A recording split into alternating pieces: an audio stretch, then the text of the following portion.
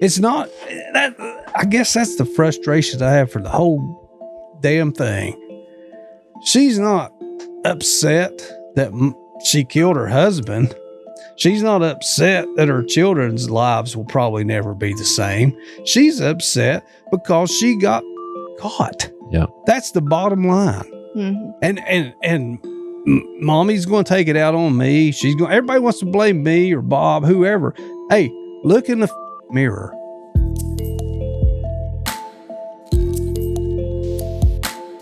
Welcome to Creepalachia. It's time to get down to brass tacks. We are in the studio with the man himself, Tim Bledsoe, and Jozy Moore. Thank you for joining us. We're talking Natalie Cochran for I don't know how many hours this is going to take, but get your coffee. We got our Stanley thermos full. I have mine. Yes. I got my water. We're going to try to have minimal breaks, but we'll probably need at least one. And welcome. Well, thank you. Yeah, thank you. And I'm sorry he minimized your role in this. And Jozy, okay. I know. He was like legendary. A footnote. And Jozy.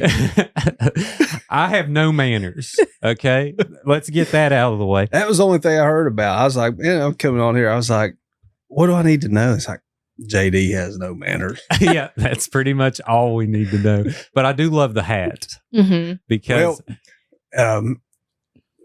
it's a Christmas present from my lovely wife, who I'm going to brag on probably more than not during this segment, because that's a portion of this that people don't realize behind the scenes, But when I saw the weather today and how rainy and cold it was, I was like, man, yeah, I'm wearing the hat. So I hope it works. Heck yeah, my grandpa has the same one. I used to wear those hats all the time. I mean, is that rude? Man, that was a cheap shot right there. Right out. I see how it is, JD, right out of the gate. All right, the first shot's been fired. All right. I'm sorry. No, I know the lay of the land. That was I know, rude. right? I'm here for entertainment value. I have don't trust anything I say. But Jozy, on the other hand, she keeps us in line. No pressure. And I'm going to break a rule. Everyone hates this, but swing that mic over to you a little bit. Yeah, I say it every show and people give me crap, but it's cool. Yep. All right, so let's get into your background first. So tell everyone a little bit. I mean, everyone who's listening definitely watched the trial most likely and heard from you and heard how good you and Bob did, Heinzman. But kind of give us some backstory. What made you choose law enforcement? What was that in the very beginning? Well, first off, Bob did much better than I did. Bob did great at trial, and I'm sure we'll talk about that later. So shout out to Bob on that. But the biggest reason I got into law enforcement was, two reasons. Most people that I knew and grew up around, growing up in Logan County, were either coal miners or worked for the state local government, and I certainly have the most respect for every all my papaws, several uncles, were coal miners. Mm-hmm. But I just felt like I wanted to help people. I always felt like that. And I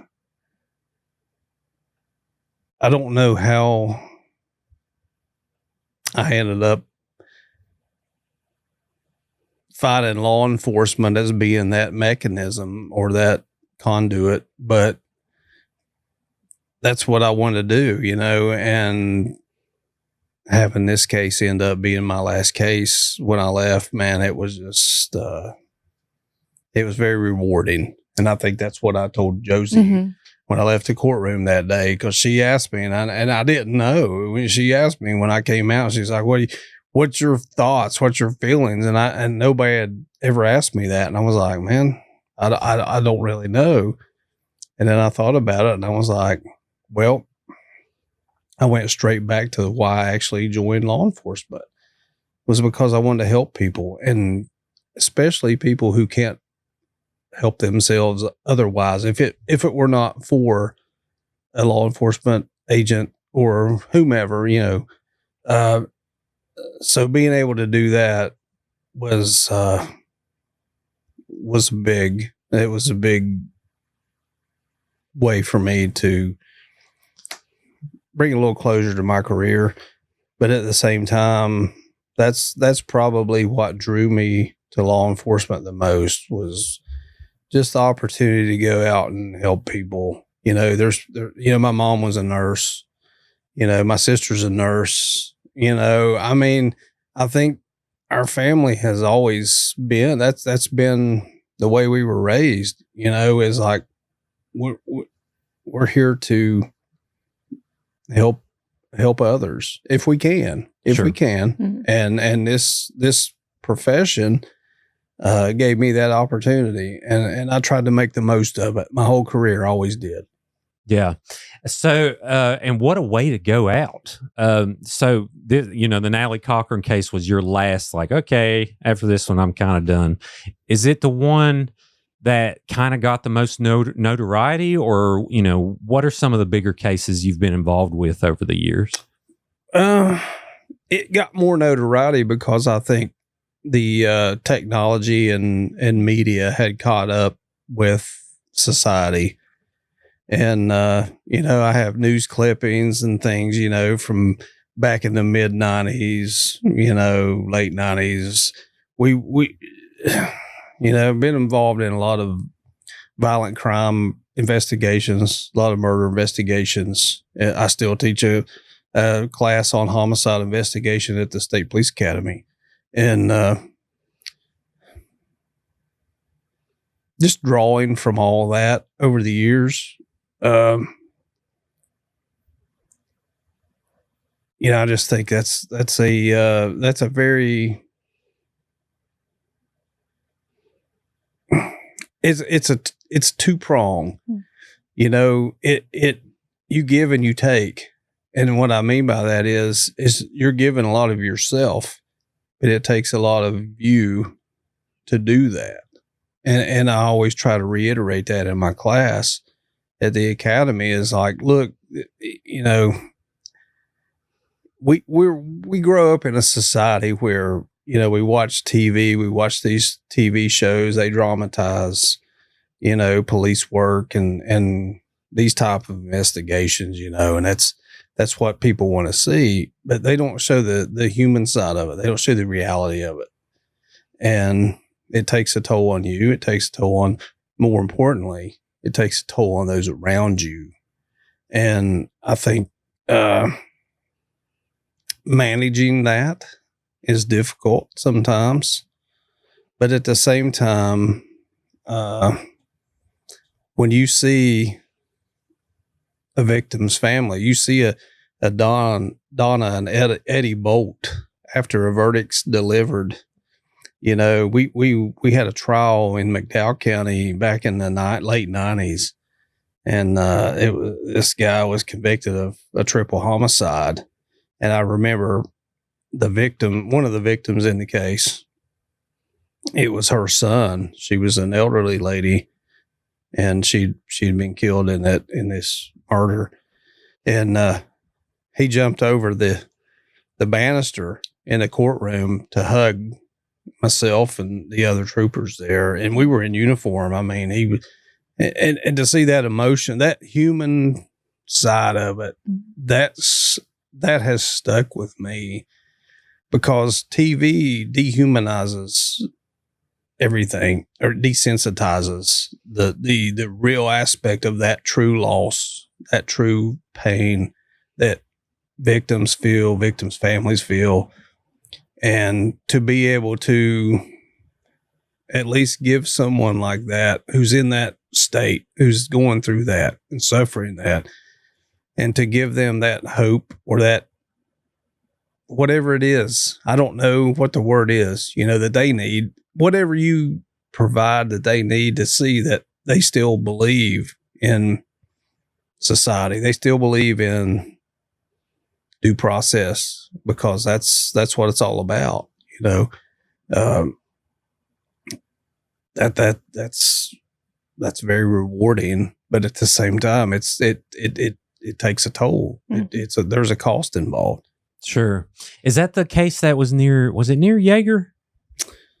I know there's been a few big homicides. I think I remember one in the 90s being near Jaeger, if I remember correctly. But anyway, so when you say it takes a toll, not only to you, but your family, I imagine there's a lot of late nights, a lot of traveling, all kinds of things that an investigator has to put themselves through to really, where their family is not second place, but kind of, you know what I mean? Like, kind of, how would you describe that?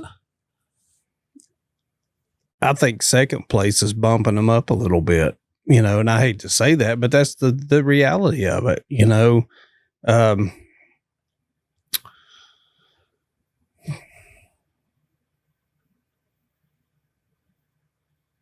because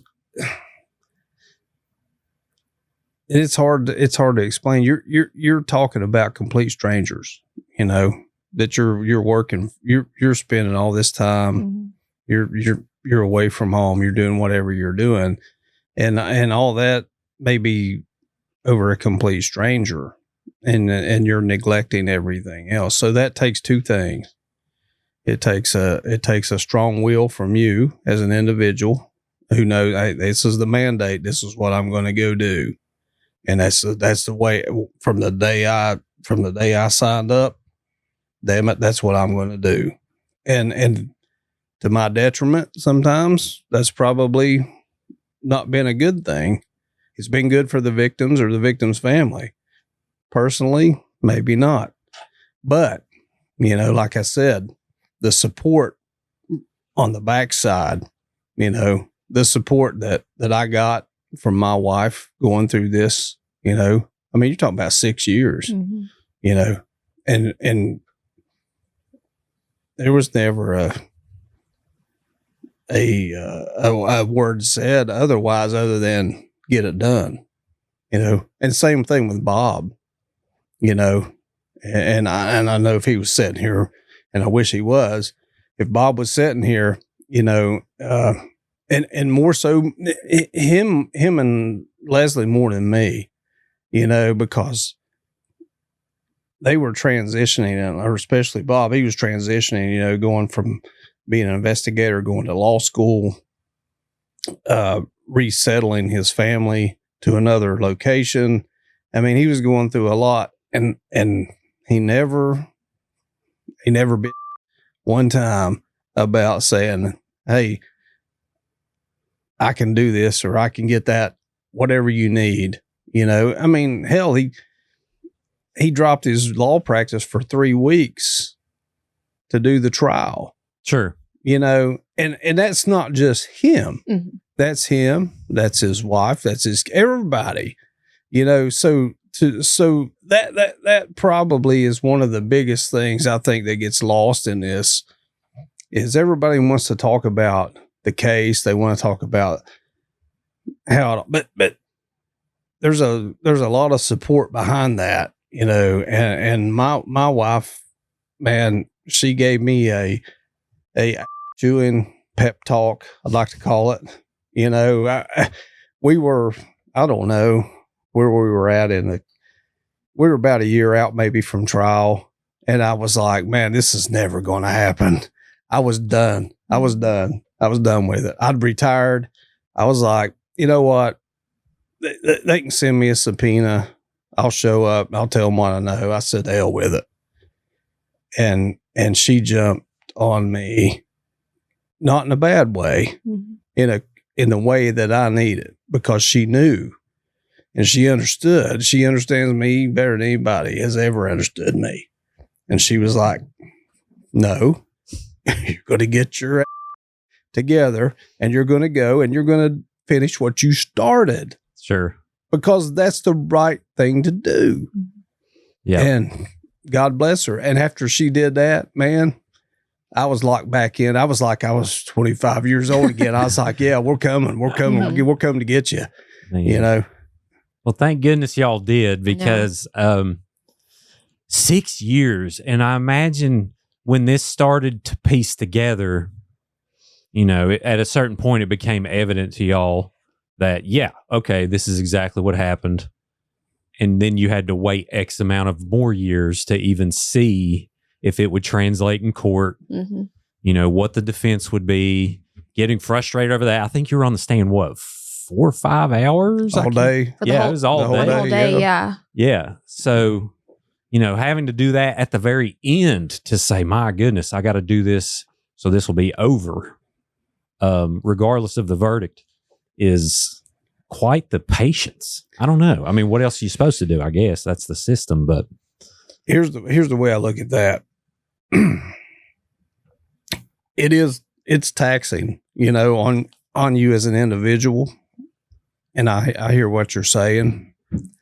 And that's the pitfall for people who come into this line of work and they're really not sure they're ready to do what needs to be done to give that extra whatever.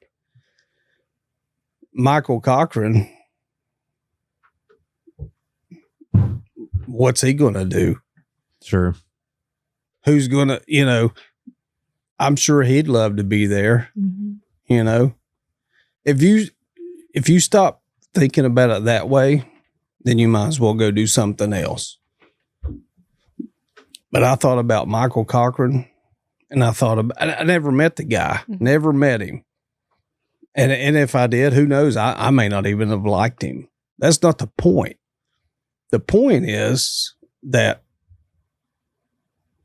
his time on this earth was robbed from him. It was robbed from his children by another individual.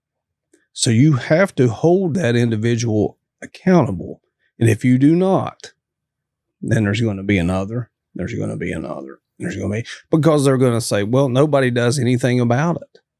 And we can't allow that to happen. We just can't allow it. Sure. Yeah. In a way, you're representing the victim, and you're kind of the last line of defense of saying, here is the truth, you know? So I imagine that's very powerful. And like you mentioned, it doesn't matter who they are. I mean, you know, we know from testimony that Michael was a good dude, good dad, good friend, but I'd say you worked on some cases where people took the wrong path, and you're still like, well, it don't matter. I'm still their voice. It doesn't matter. I'm not here to be the morality police. I'm here to be the police of whatever the law says.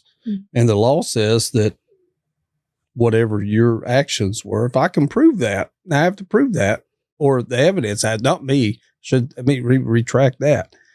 If the evidence proves that you committed this crime, then all right, we'll put it before a jury. So like in this case, and I always knew that this case with Natalie Cochran, if it got before a jury, I felt confident.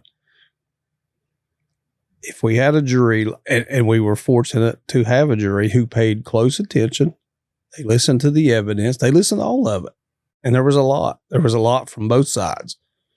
And I just couldn't see how they would find it any other way, because I thought the case was very straightforward, but I felt like it was,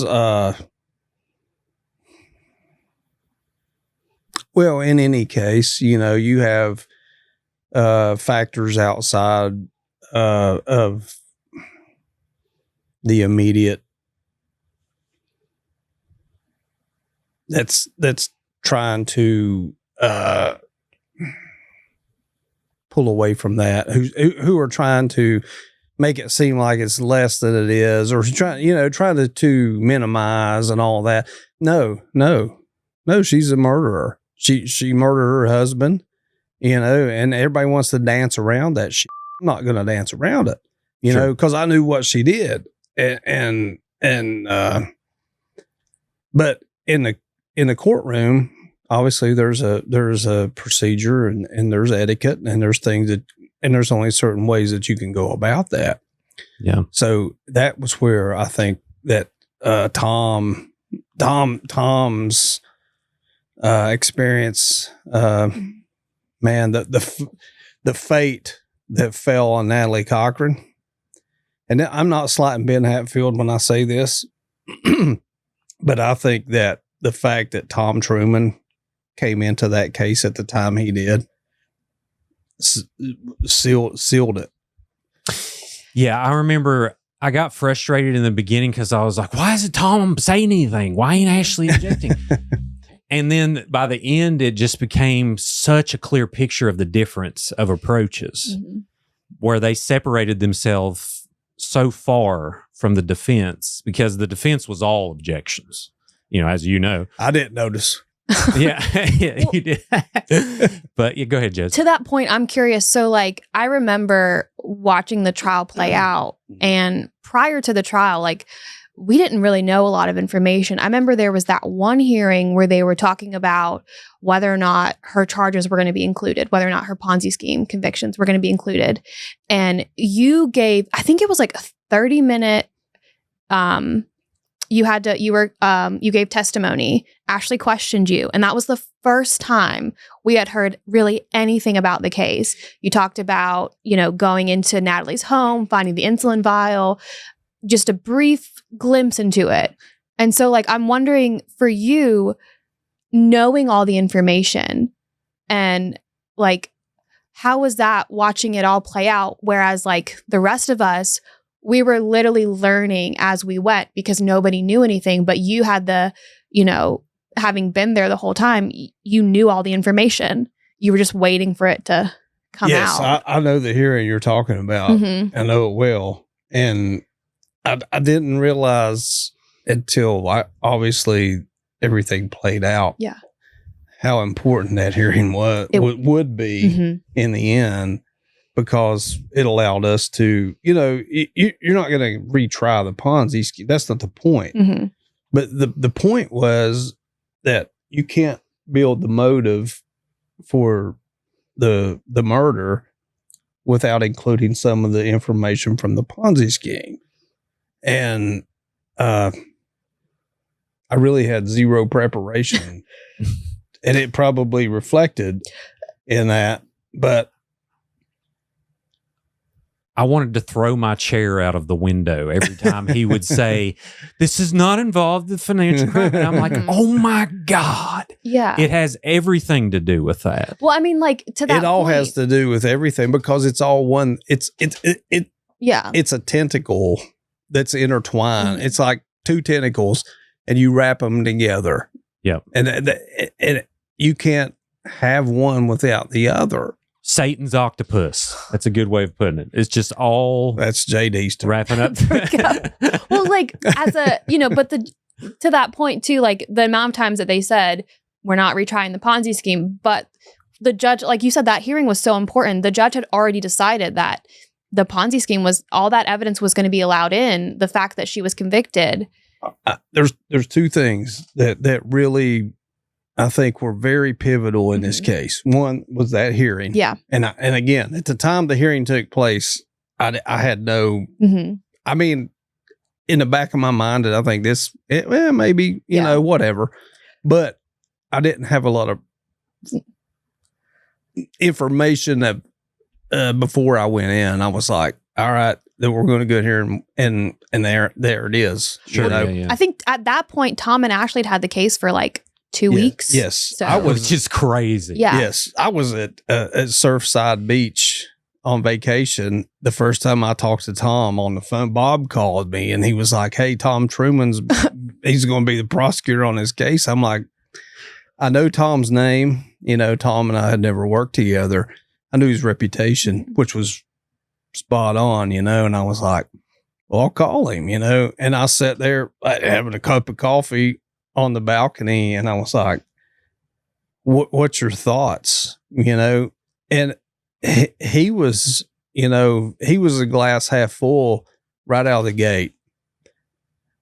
And to hear that, and I didn't say, you know, it wasn't like I was trying to sway him. I just heard, I was like, what do you think about the case? You know, and to hear him be that optimistic, because I knew what we had, but I also knew it was a lot of circumstantial evidence, you Sure. know, and as it, and he recognized that, which we didn't talk about it really then. Just to hear his optimism and his enthusiasm about taking the case and being thrust into it, you know, with only a short window, I was like, man, finally. But at the same time, I still had a little bit of Nerves. because it's kind of, I've heard, you know, it's like that up and down. You're like, you know, it's just like I've heard this for 5 years. You know, we're here, no, we're not. We're here, we're not. And so and they dropped the indictment once already. Mhm. yes, So- correct. And it's kind of, I mean, for lack of a better term, it's kind of your baby at that point, because I imagine your process is you let the evidence tell a story first, and then you're like, okay, here's the story. And then if no one knows how the legal system works, they just think like, you know, the police can charge you, but they probably, in something like this, I imagine you get permission from the prosecutor of like, yeah, we got enough. Let's go. Here's the indictment. Or, you know, warrant, whatever. What would be the warrant? I don't know. But anyway, so it's up to the prosecutor to prove it and to, you know, shut the book on the case. Well, the prosecutor too has to even decide to pursue charges. Yes. I was going to say, it's really up to the evidence to prove it. Yeah. And that's what I told them from the very beginning was, listen, I can sit here and try to sell you on this case all day long about what I think, but the evidence in this case sells me on it. It sold Bob on it. You know, we'd been on this for a long time, and Bob and I knew that it was strong, and we vetted the case ourselves throughout the process. You know, this is what kills me. I think that, and this is social media, I'm sure, you know, people think that, oh, well, we just jumped on Natalie because, you know, whatever, because people wanted us to, or there were people that, you know, there was this faction that didn't like her, you know, and there's this faction that did, or whatever. That has no bearing on any of it. Yeah. None of that. And not me either. I don't know. I didn't know any of these people. I didn't know him at all. Yeah, I didn't know any of them. Well, you'd have to conflict out if you knew anyone, right? Yeah. What? No, not You don't- necessarily, Right. but I didn't. Mhm. Right. But the fact of the matter is the evidence in the case drove us to continue the case. Mhm. The more we would dig, the more we would go forward. And like I said, Bob and I, and there's a great story he can tell about this, and that's his story to tell, not mine. Sure. And I didn't get clearance from him to tell it, but you know, well into this case, well into it, this investigation, we were still like, there was no rush to judgment on Natalie Cochran. Mhm. She put the nails in her own coffin. That's the way I look at it. Yeah. I think it'd been way harder if she didn't do so much. Well, all the text messages, you can't hide that. She didn't try so hard Sure. not to get caught. That's it. I think she tried too hard not to get caught. And God bless her for doing that. Yeah, thank goodness. All right, so let's talk about your process a little bit, and then we'll slowly walk into day one of when you heard Natalie's name. So how do you approach a murder, like, which I know this started with the Ponzi scheme, correct? And then it walked into the murder charge. Correct. Yes. Okay. So let's just say a typical murder investigation, or, you know, a death that you got to investigate. What's your process when you arrive on scene? Oh man. It's taking you back. And I'm sure it's case by case basis. But Well, I'm just curious, like, if there's a order of operations. I think to put it more in context for this case, because I was a totally, and Bob as well, we were a totally different aspect of our career than the question you're asking. Sure. And we were mostly working on cold cases.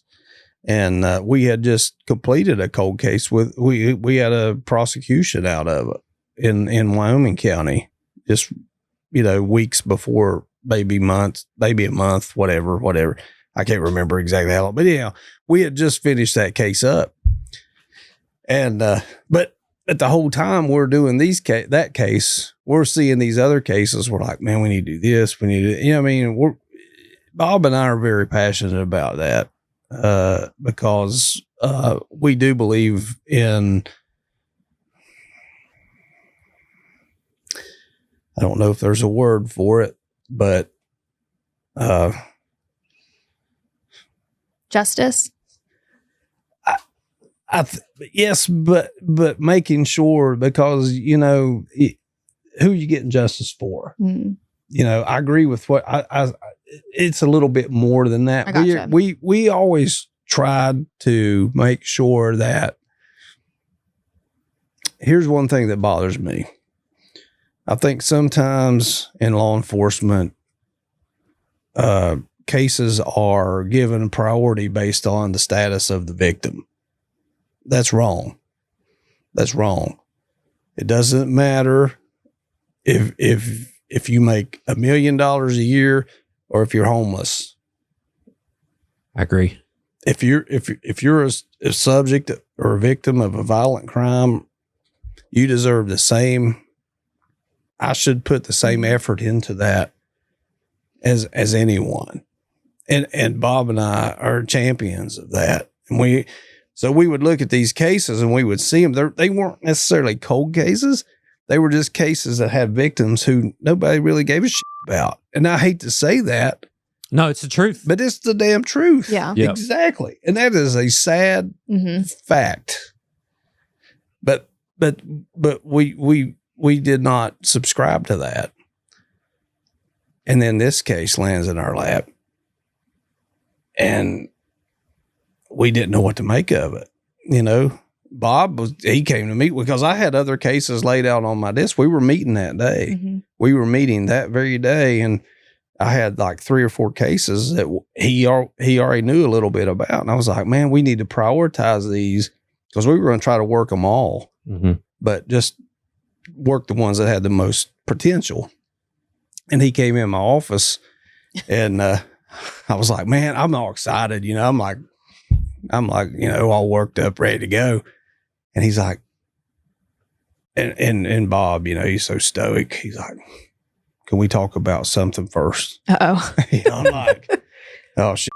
What have you done? Yeah. Right. No. Right. No, he was like, man, I just got this information. And he starts telling me about this, and it was very limited, but just in the limited information that he had, I looked at him and I said, man, if half of that is true, we're obligated to look into it. I felt like at times during the trial and during this whole over the last 6 years, I'll tell you what I felt like. I felt like at times people were questioning me of why I picked on Natalie Cochran. I'm like, you got to be, I'm trying to let it loose. I'm trying not to use we got beeps. Let it loose. I'm trying not to use the F word, man, but I'm like, why the hell are you questioning me? Her husband's dead. Yeah. Yeah. And you want to question me? Yeah. No. So it's that classic. And when I got to the bottom of it, she was the one building those fires. Yep. Trying to make me doubt myself, make Bob doubt himself. And we're like, wait a minute. No. We're spot on. And that's the same thing I said when we went to trial. When they start picking on the police, when an attorney starts picking on the police, you got a good case. Sure. Yeah. They're they running did out that of a options. lot. Yes. Was this when Bob came to you? This was like what? April 2019? It was late. It was mid-March, probably. Mid-March, early okay. mid-March 2019. So Okay. Michael been dead about a month. Okay. And we still didn't. I didn't know anything about any of this. What did you have at that point? It just been like, it had been a report from a local businessman, right? That said like, this is suspicious about the tactical solutions. Correct. The original information was all financial, Mm-hmm. you know, and it's like a footnote at the end. And her husband died, and we think it might be suspicious. He was at home all day, you know, whatever. Yeah. And we were like, that doesn't sound accurate. You know, and did he go for an autopsy? Nobody could answer these questions, just the basic questions. So we just was like, man, this, like I said, if half of that's true, we need to follow up on this and find out what's going on. So when you say it landed in your lap, like when Bob got this information, where does this come from? So was there a lead that you mentioned, Jozy? Was there a particular lead that you all got to where it was like, okay, well, that's odd. I mean, I imagine it came from someone who lost a lot of money. That's just a guess. There was a gentleman, and I won't use his name because Bob spoke with him. I never did because Bob's more of the financial crimes guru. But he had entered into a business agreement with Natalie over some firearms, and about 80. To the tune of I would use approximates $80,000, and I think he had reached about $40,000 worth of satisfaction on that deal, and he couldn't get anything else out of her. And this was the deal was originated before Michael's death. After Michael's, I'm not calling it a death. After Michael's murder, yes, he couldn't get Natalie to engage with him, you know, and then when she did, it was, I've seen the text, and that's what, again, another telling thing, you know, she was so sweet and kind in the beginning, but once he started calling her and pressuring her about this, man, she turned on him like a piranha. And to read those texts, I was like, huh. You know, and those things, you know, right out of the gate, we're like, man, that's did I think that it would end up with her killing her husband? No, I did not. I did not. I thought she'd scam somebody out of some money, and we were looking at maybe an embezzlement, or not an embezzlement, but a wire fraud or something like that, the embezzlement with the Little League and all that, because we found out about that as well. But, sure. but it just didn't seem to have that feeling that anything nefarious had happened. But yeah, that's proven to be false. Yeah, it did. Sure. So that one lead, and then what's next? You're like, okay, let's start, walking through this. And you, so to clarify, when was your involvement? It was before the murder or after the murder? It was after. After the murder. Okay. Yes. So Heinzman was investigating the financial side and brought you in. Is that kind of what happened? Or did you all kind of start everything at once? We started it together. Yes. He got the initial information. He came to me and we discussed it, and we were like, yes, we, at a minimum, we owe this guy a look at it, at best, because it just didn't sound right. It didn't pass the smell test. Sure. It just didn't, no, this don't smell right. Something ain't right here. So did you divide up tasks at first? Like, okay, Bob, you call this, this, and this, and I'll call this, this, and this, and we'll go visit. How did that work? Yeah, Bob, his background, like I said, is in financial crimes, and not just that. I mean, Bob's he's an old gumshoe investigator. We used to joke about, you're a tie man. If you're out doing investigations and you ain't got a tie on, you're not an investigator. Right. So, but Bob's a tie man. He is, and when his radar went off. And knowing him as long as I have, I've known Bob for 30 years. I was like, yes, we're going to dig into this, and we're going to, because here's the thing. let's say at the end of the day, she's done nothing wrong. Let's say Michael Cochran died of natural causes or some poor tragic event that was unpreventable. Mm-hmm. At least we've investigated it. And as his spouse, she would know that. She'd be like, we could tell her, look, we can explain to you exactly how but nobody wanted to know that question. Right. Nobody wanted to answer. I think Donna Bolt did. Mm-hmm. Oh, yeah. I think Donna did, but we didn't know Donna then, Yeah. you know, Mm-hmm. and Michael's dad, Michael Sr., you know, I'm sure they wanted to know that. But at the same time, you have to proceed. Once you decide to make that choice to do an investigation like that, you got to proceed with a little bit of caution because you don't know who's friend and who's foe. And you don't know who killed him. You don't know. Mm-hmm. So that's when, and plus, when people are guilty, they start getting nervous and they start making mistakes.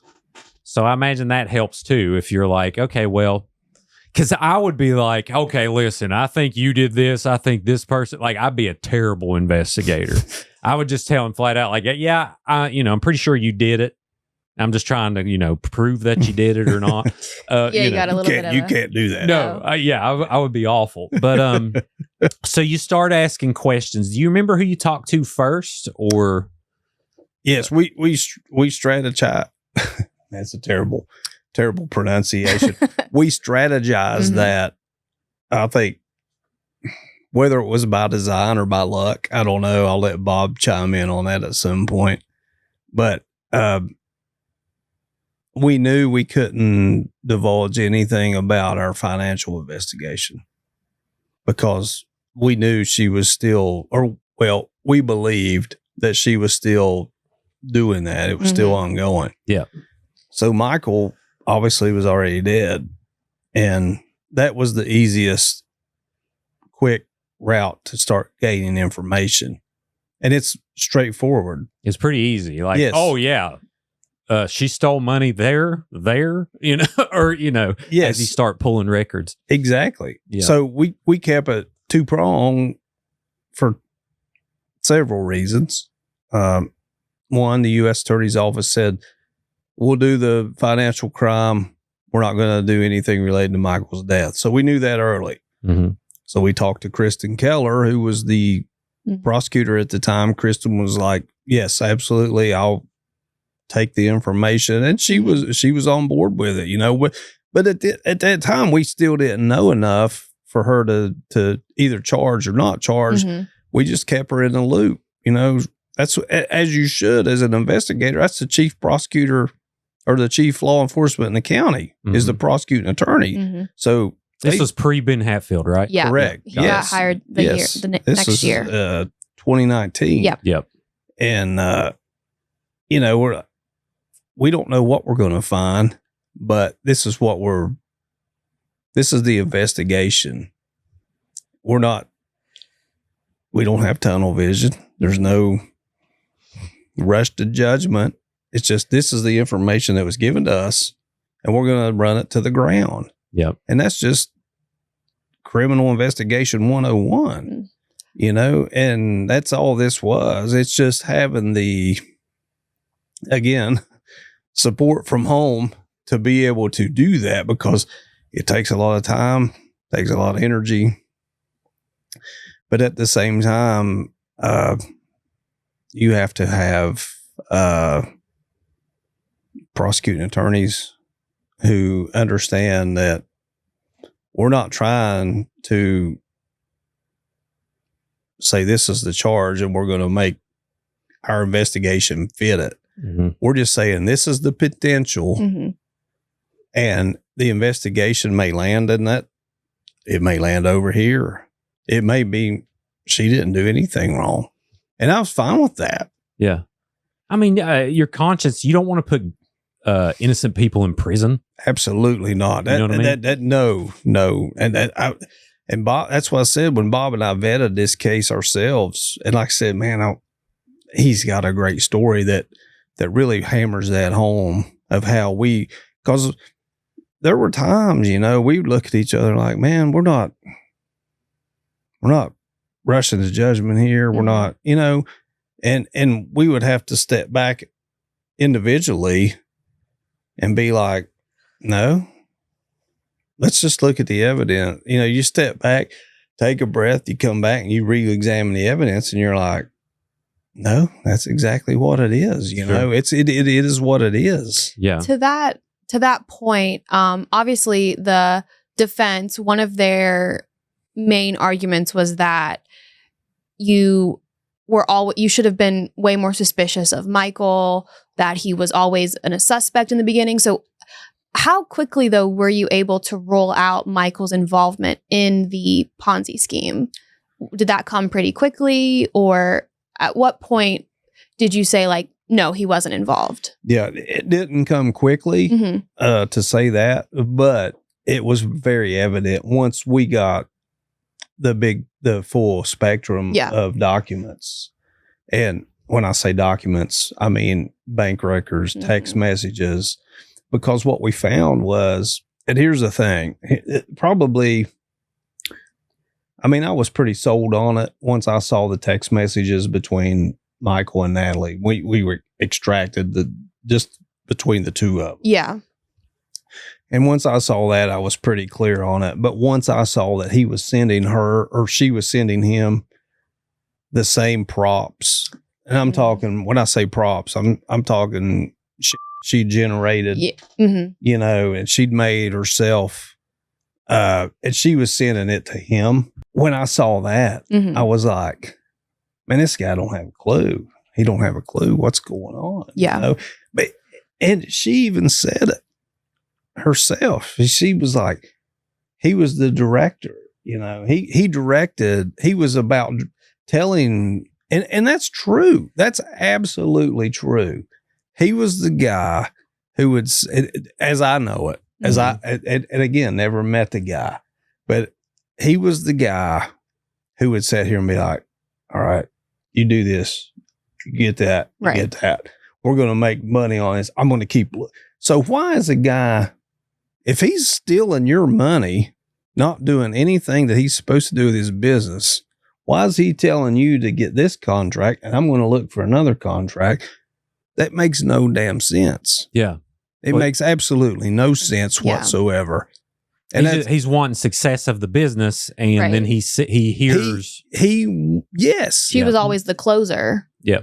He thought. That's true. To his detriment. Yeah. Yes. He believed. This is a case about blind trust. He blindly trusted his wife to do exactly what he thought. And again, was he very authoritative and directive? Maybe. Does that mean he deserved to be poisoned and let lay on his couch all day? No. I say no. I say no to that. Yep. Could she have walked out and said, I've had enough? Absolutely. It's about choices. It's always about choices. And she had a choice to make, and she made it.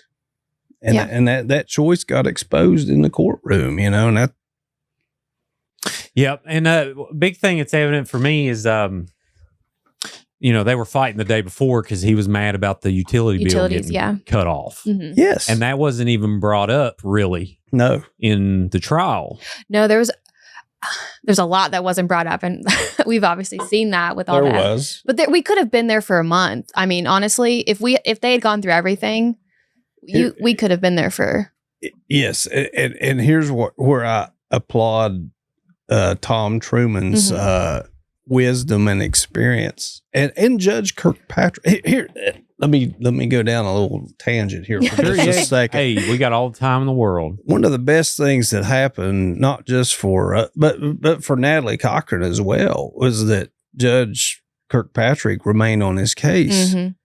I mean, that man has a year's worth of wisdom and legal knowledge in the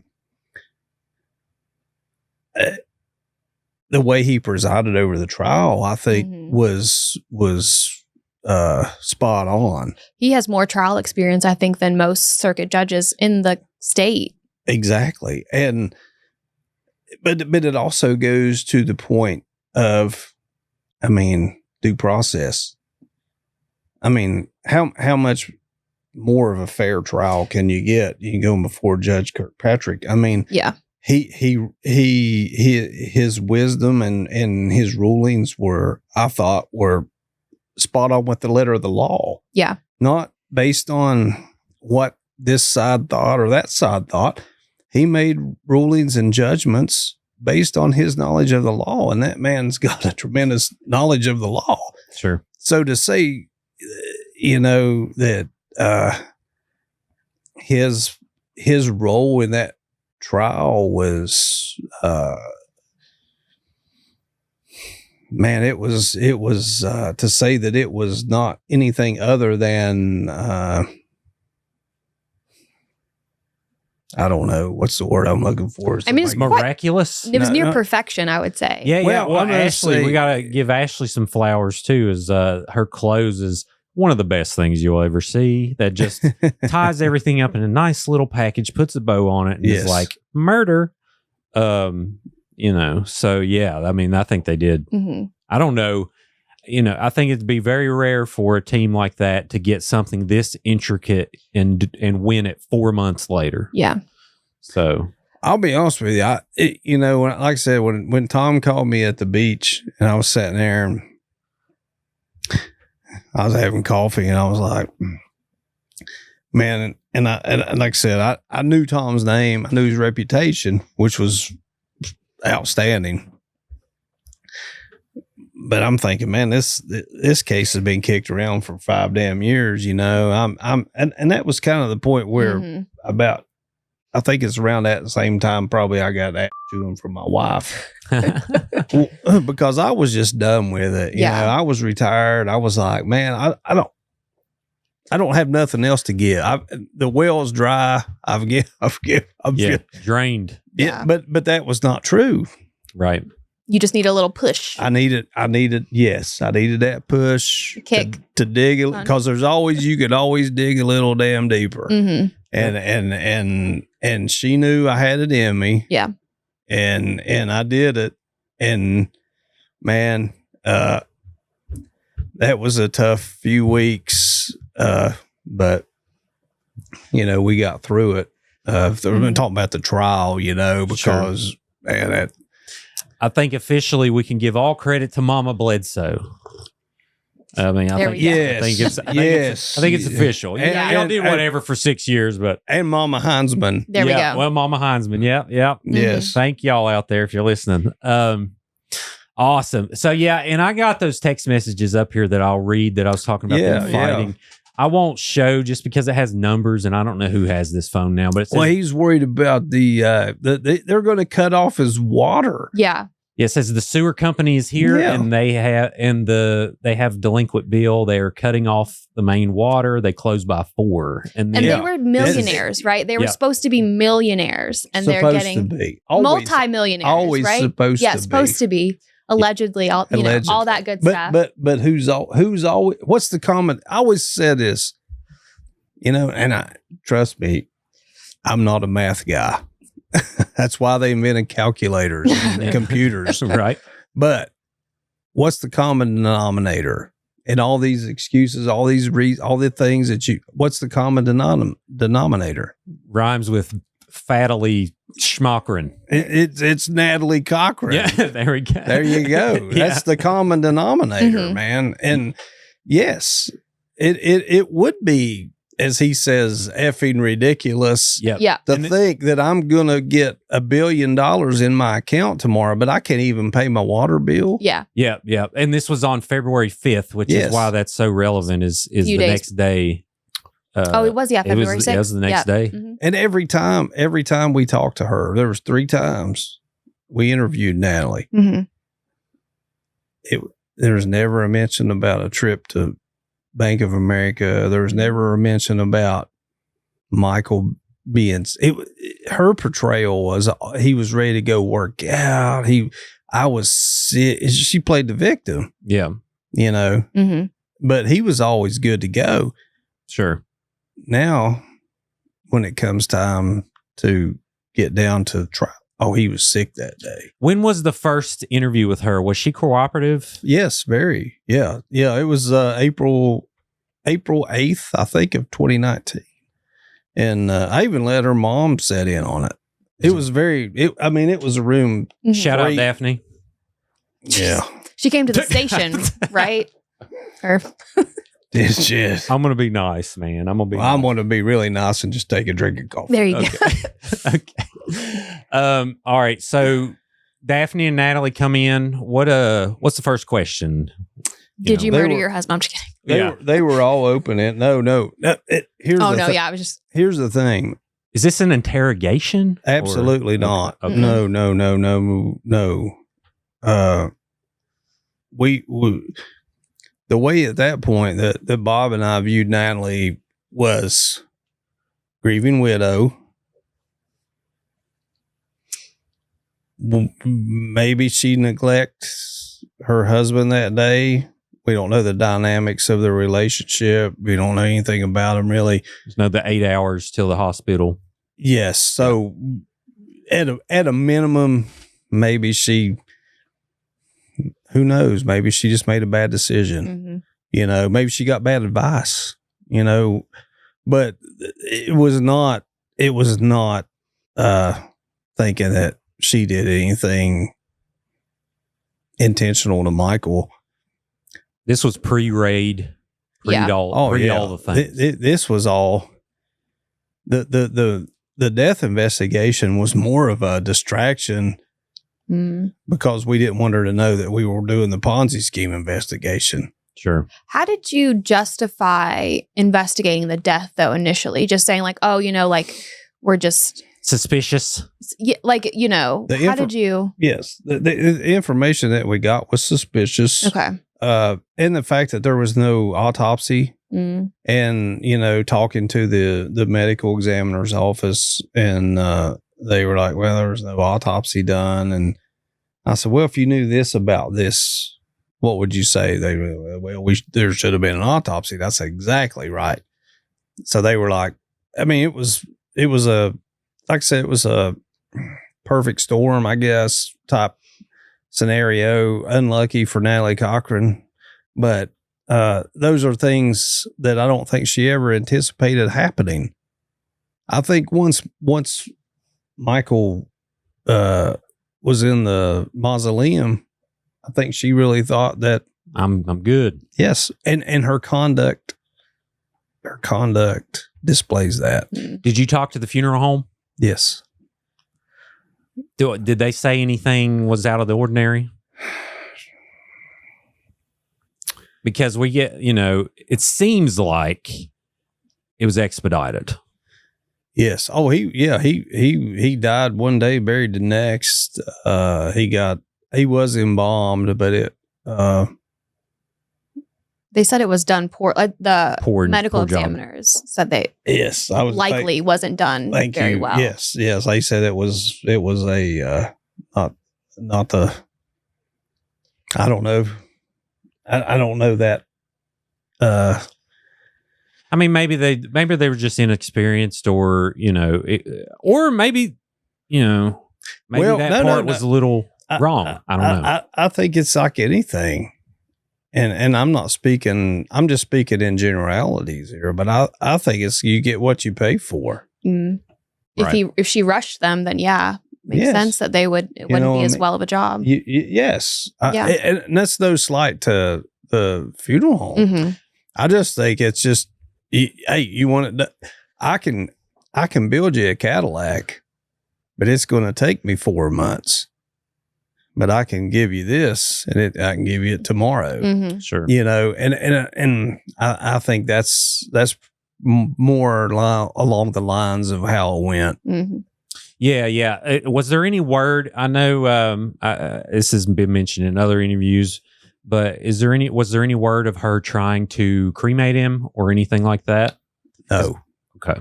because that's what I suspected, but no. Sure.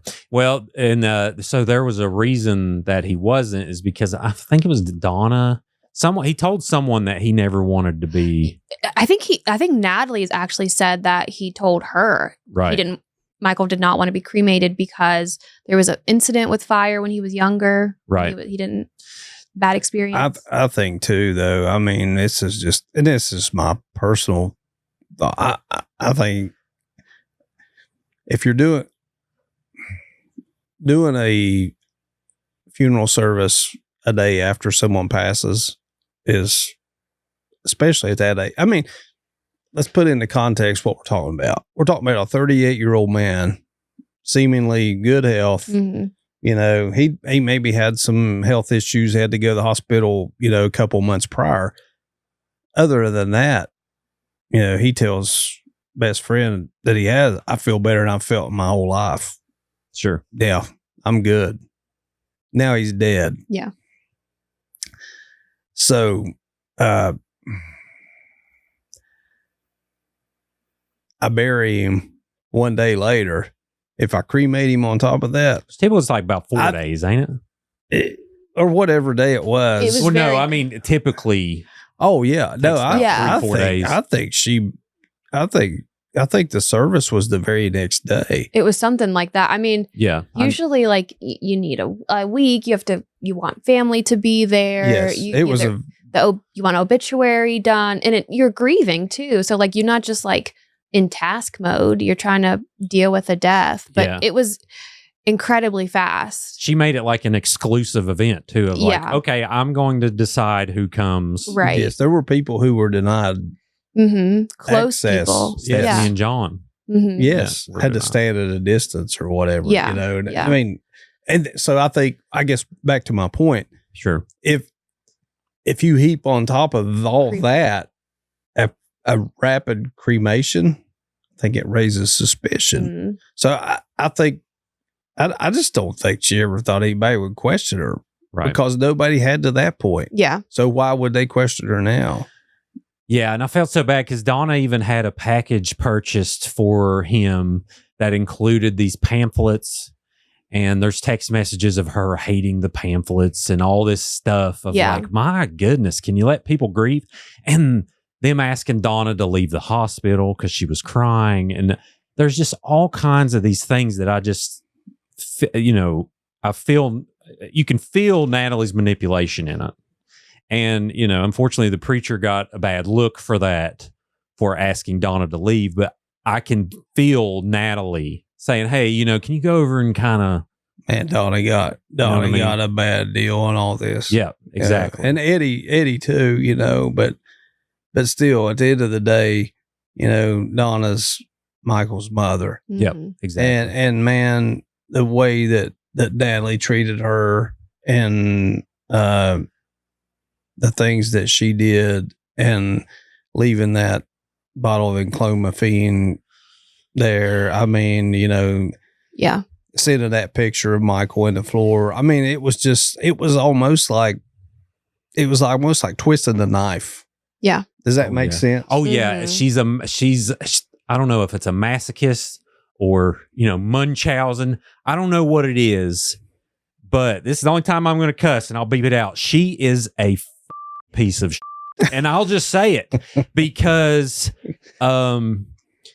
Donna, the way Donna was treated and how she just continued to do things like tell her she pinched his freaking balls and he didn't flinch, and to kick her out of the hospital, but also ask her for money. Mm-hmm.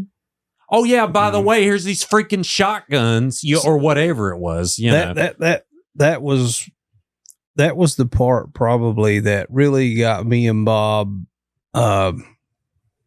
really thinking that there may be more to Michael's death. I think that really, I mean, Who does that? you got the gut feeling, Mhm. like you like Sturgill Simpson.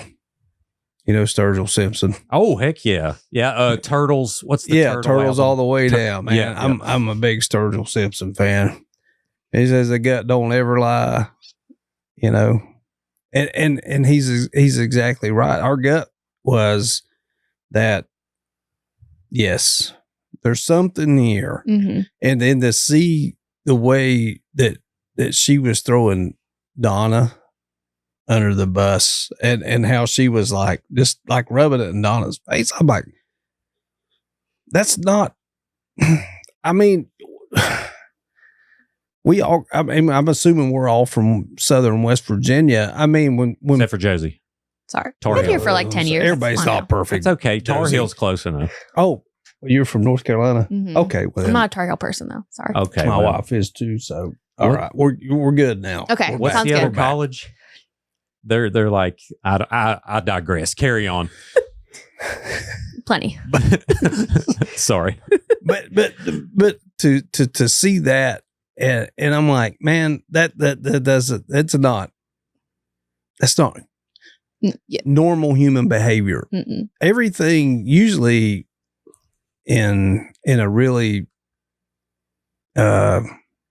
intense death investigation, if you watch true human behavior, it will lead you usually to where you need to go, because true human behavior is what we all, that's what we do. You know, we are who we are, and it exposes who you really are. Heck yeah. You know what I'm saying? And she exposed herself and didn't even realize she was doing it. But it took Bob and I time to capture that.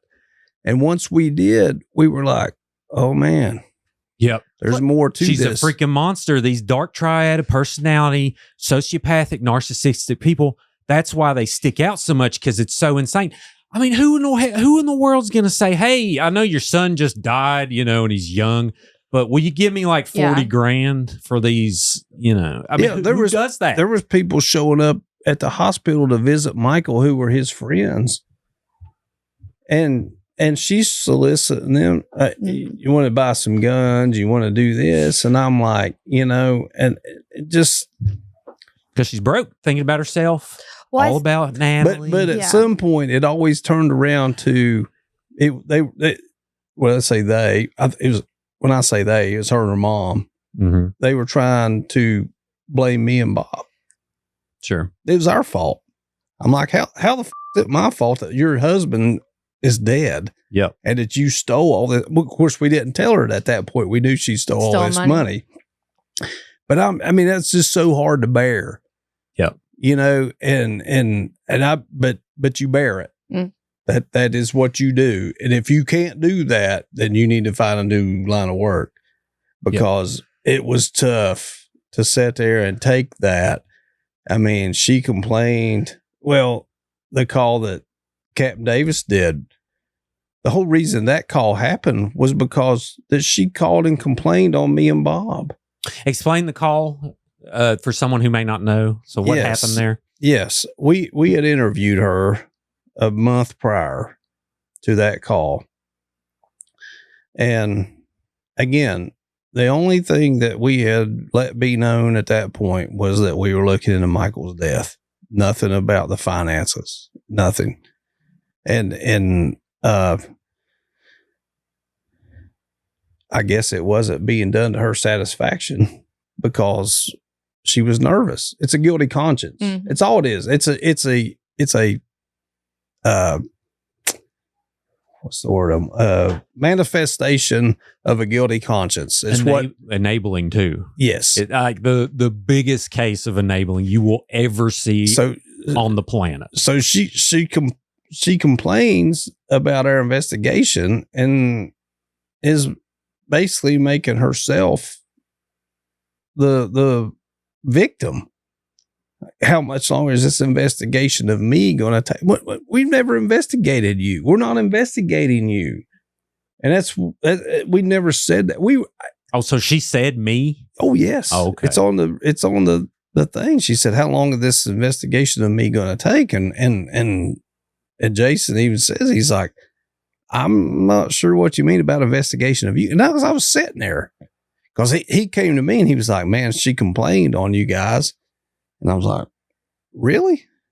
It's like, why? Because at this point, we still didn't I still didn't think she intentionally killed her husband. Do you remember what year this was? Yes, 2019. That was Yes. so that was back in the Yes. in the day. So this was after the first interview. So this was after. This was after the first interview. It's like April. Yeah, 2019? The first interview was April. The second interview was almost to the day a month later in May. And Did you bring donuts? He tells me I brought some coffee. Right. I was expecting you to have the donut. I mean, yeah. Well, Judge Kirk with the donuts. I'm sorry. I know, man. Yeah. Hey, Judge Kirkpatrick, if you're watching this, can you please send over some Chick-fil-A or something, man? This is like amateur hour over here. I know, right? We've got no craft services or anything. Mm-mm. Man, I saw him at an omelet shop and I lost my mind in excitement. Dude. I'm sorry. I'm gonna quit interrupting you. Go ahead. So 2019, she calls. You get told she's complaining on you, and you're like, I'm going to break this table because I've been beyond professional. I put that little bit in there. Yes. No, I wasn't angry. I was just like confused. Mhm. I was like, why is, but again, that just, your gut just says, man, that is not, because I always try to put myself, I've always tried to put myself in the position of who it is that I think that may have done or not done something. And I'm thinking, if I was in her position, that is not what I would be saying or doing. Sure. And it just didn't. So you just continue to follow that. And it just eventually, it presents itself. It's like anything. It's a process of elimination. And it's the same thing Dr. Uribe and Dr. Krieger did, and their medical analysis of the case. Sure. It's a process of elimination. And I love that approach. I love it. And that's the best way to do it.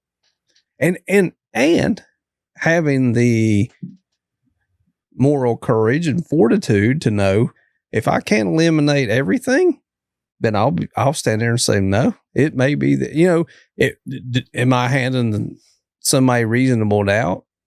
I'm not handing them reasonable doubt. I'm just telling the truth. Sure. The damn truth. That is it. Mm-hmm. And the truth is what convicted Natalie Cochran. Oh yeah. And it resonated through, and I'm an example because I didn't know anything coming in, and I was like non-biased. I was like, okay, maybe we got a making a murderer situation. Let's just approach this as like, okay, what is this? And then I started hearing the BS about insulin that was being thrown out, and I was like, what are we talking? I think Victor was like, isn't it true that Humalog doesn't kill a body? I think he literally said that in court. I got to find that in transcript. You were non-biased for like 0.2 seconds. I was yeah. You were like, no. Well, it was just so crazy. I mean, the first time, any day you watch it, you'll quickly know. I think the only halfway okay day for the defense was like day 6. It was when they had the kids come up. I think I can't remember, but anyway, everything else was like landslide. Yeah. Of just facts over objections. Mm-hmm. I want to. But yeah, go ahead, Jozy. Sorry. I've been like dying to ask you about this, but because so like you get that in May-ish, you're that second call, she complains. Mm-hmm. What led you guys to be able to do the June raid at her house? Because I have a lot of questions too about that. The search warrant was the search warrant. That was a constant. We were working on that. That was there was only a few interviews that we did. Witness interviews, I should say, that we did leading up to the June search warrant. Yeah, search warrant. The interviews that we did were very strategic in the fact that it were. I mean, let's get some twang up in here. I go Loganese on you, man. I'll go county on you. I'll say I'm from Logan County, so I'll go there. But I'm from MacDowell, so we can do this. We'll start speaking in a different language here. Oh yeah, man. People will be like, "What are they saying?" But no, bring me back to the no, I'm sorry. The search warrant. What led to the search warrant? Yes, yeah.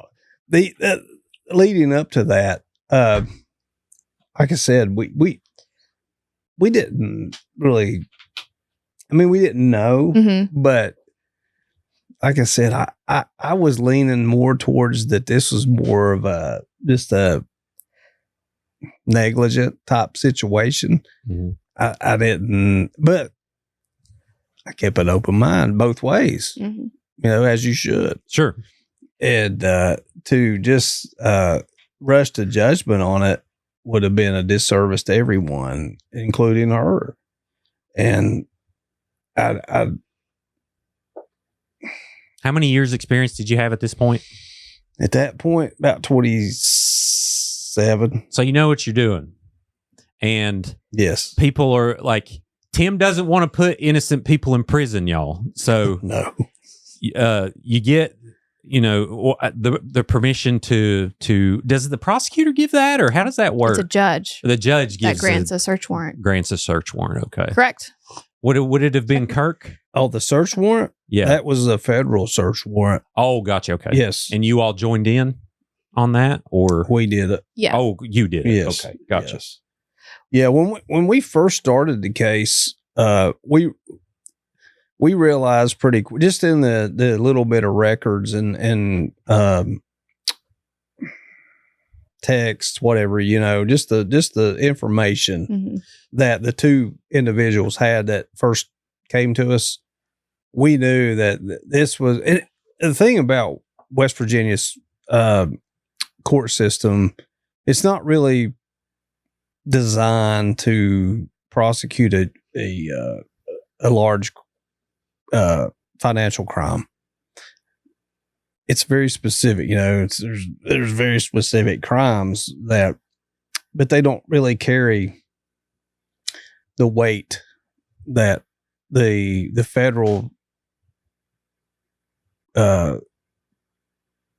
federal statutes do. Right, gotcha. So when we started looking at it, we were like, man, this is a case more designed for the federal court system. Mm-hmm. And that's where you asked me how long I've been, doing that at that point. That's where Bob and I's experience came in. We were like, man, let's go to talk to the U.S. Attorney's Office about this. Because at the end of the day, if they say, we're not really interested, well, then we know that.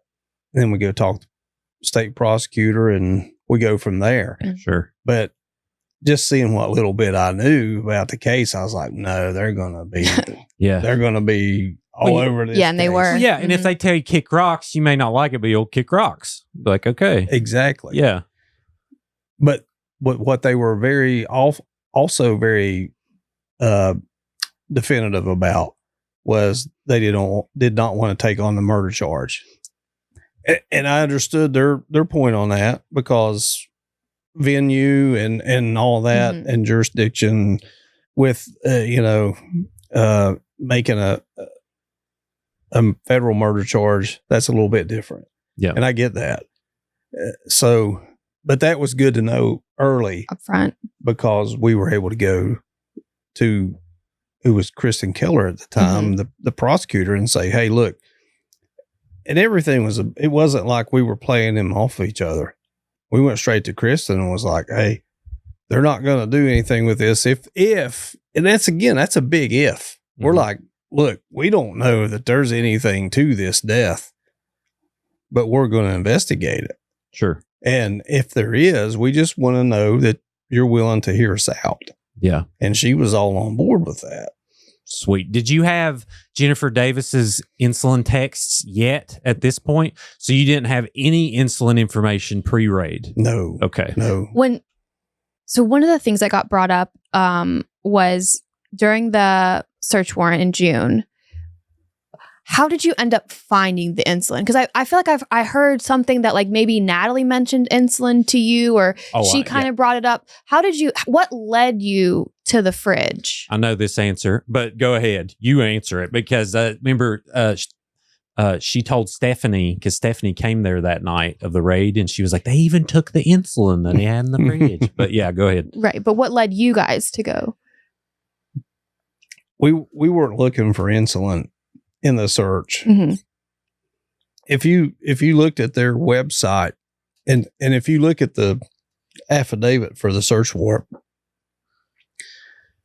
I mean, it's 50 some pages long, and we laid out it's all financial based.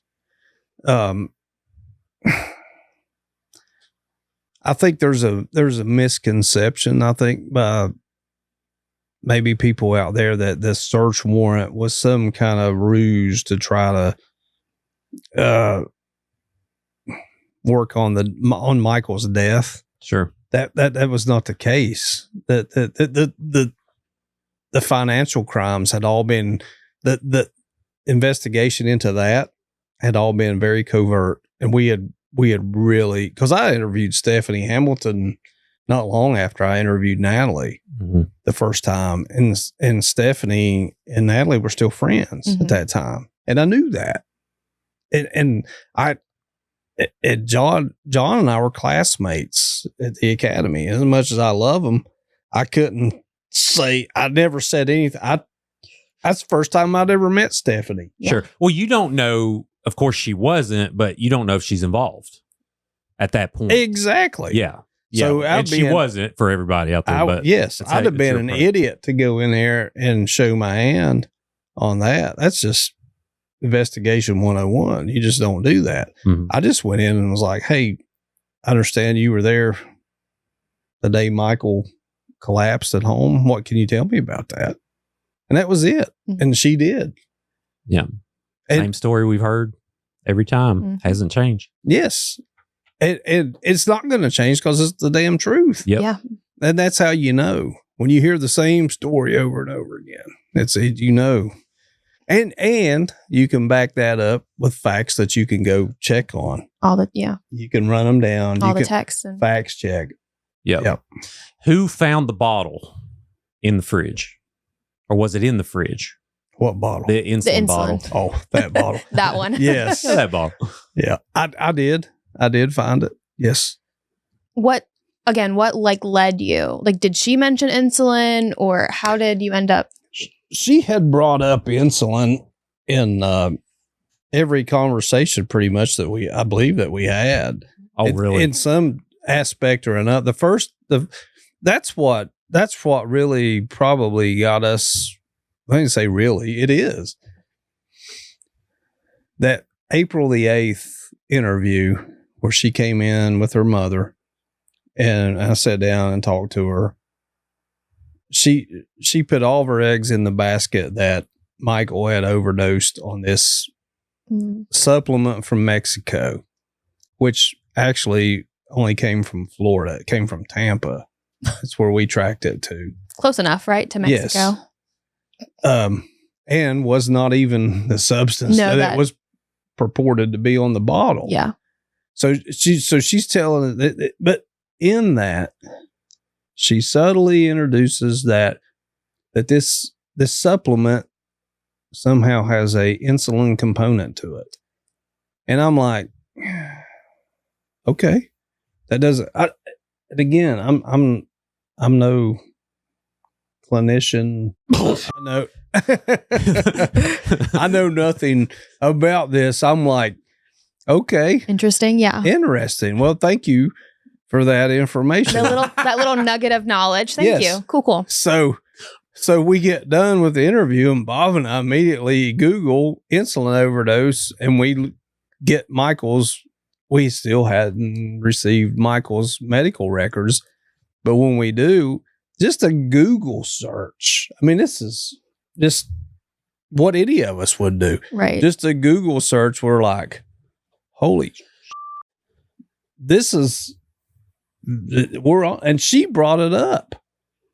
So we're like, well, okay, maybe we need to look into this. So everything that we did as far as following the insulin trail was really introduced by her. Man, that's so great. Because I was going to ask, did you know his sugar was 21 before you went in that house? So you didn't have his medical records yet. Did she mention anything about his glucose being low or anything like that? No. Well, she just said that the supplement had an insulin-like effect. Most importantly, she didn't mention anything about them supposedly going to Bank of America. There was no trip. None of that. None of that was ever meant. It was all about the omissions. What she omitted was Mhm. so much more important than what she included. Oh yeah. Yeah. And Because if that trip to Bank America happens, Michael's gonna physically know, we're broke. Yeah. And not only that, but I can't remember. Did they have the bad checks at that point? They didn't yet. Yeah. Right? No. She had not. After. Yeah, That was after. She wrote That them was after after Michael she was died. she was trying to. But yes, if Michael Cochran walked into the Bank of America on February the 6th, Game over. game over, done. Because Court and Exon had already figured it out. Right. Oh, you can tell in the emails are in the Best from the witness- bank people are One funny. of the best witnesses I ever interviewed. It was right awesome. there. I was like, yeah, give them a taste of their own medicine. And I'd like to talk to that guy. I've only talked to him on the phone. I'd like to meet him, man. He soon the first time I talked to him, he was like, "Oh yeah, this is bullshit." yeah. I mean, he knew. The whole bank knew. Everyone involved in that. Everyone But involved that was the with Natalie but knew what but from the bank. this is what I don't know if you want to tip your hat to her and say, man, that's how good she was, or if you want to look at the people on this side and be like, you were just so stupid. I think she's I think she's dumber than a box of rocks, to be honest. Because he was the first guy that ever said, this is bullshit. He was that guy. Yeah. Mm-hmm. Well, he also wasn't connected to her, right? Like he didn't No. know her personally. He wasn't a family friend. He didn't know Michael. He was so detached from it that he could actually Yes. see it for what it was. Yes. As She went outside of her. Oh, her little circle of friends. Yes. She went. Locally, the bank people, she knew them. Yes. The Yeah. community trust. Like she knew all. So they had that. They gave her that benefit of the doubt. Yeah. But she tried to, She up went her outside game. the cult, but it's not. I love y'all. It's not a cult, but it is a cult because it's this world that Natalie has constructed to where all these people have a certain way that they treat her. Mhm. She has a certain way she manipulates You know people. why they treated her that way? Because they had been conditioned to treat her that way. Yep. Exactly. It's a cult, but it's not a cult. I mean, these people are some of the greatest people I've ever met. But that's how it happens, man. No. What exactly? I agree with you. Yeah. But what we've been conditioned to see in a bad guy, a robber or whatever, a thief, they come with a mask, a gun, whatever. No. She came with a laptop and a pretty smile. Yep. And everybody just was like, and she knew exactly her audience. If she was talking to you about a bank loan, she knew exactly what to say. If she was talking to you about doing a gun deal, she knew Mhm. exactly what to say. Because, and another thing she knew, you may not like her. You two may be mortal enemies. So I can tell you any damn thing I want. And I know you're never going to talk to her, so I can tell you whatever I want. Sure. Yeah. But what Playing. she She knew how didn't to- factor in was there'd be a third party who came in and said, I don't care if y'all like each other or not. I just need to know what you know. Right. Yeah. Yeah. Yeah. And that's all me and Bob did. Mhm. That's all we did. Collect documents and just, it's just about tenacity. Sure. That's all it is. You got to Yeah. be Well, and tenacious. Natalie, one thing she does do is when you get over on her, she's going to try and burn your entire house to the ground and your friend's house.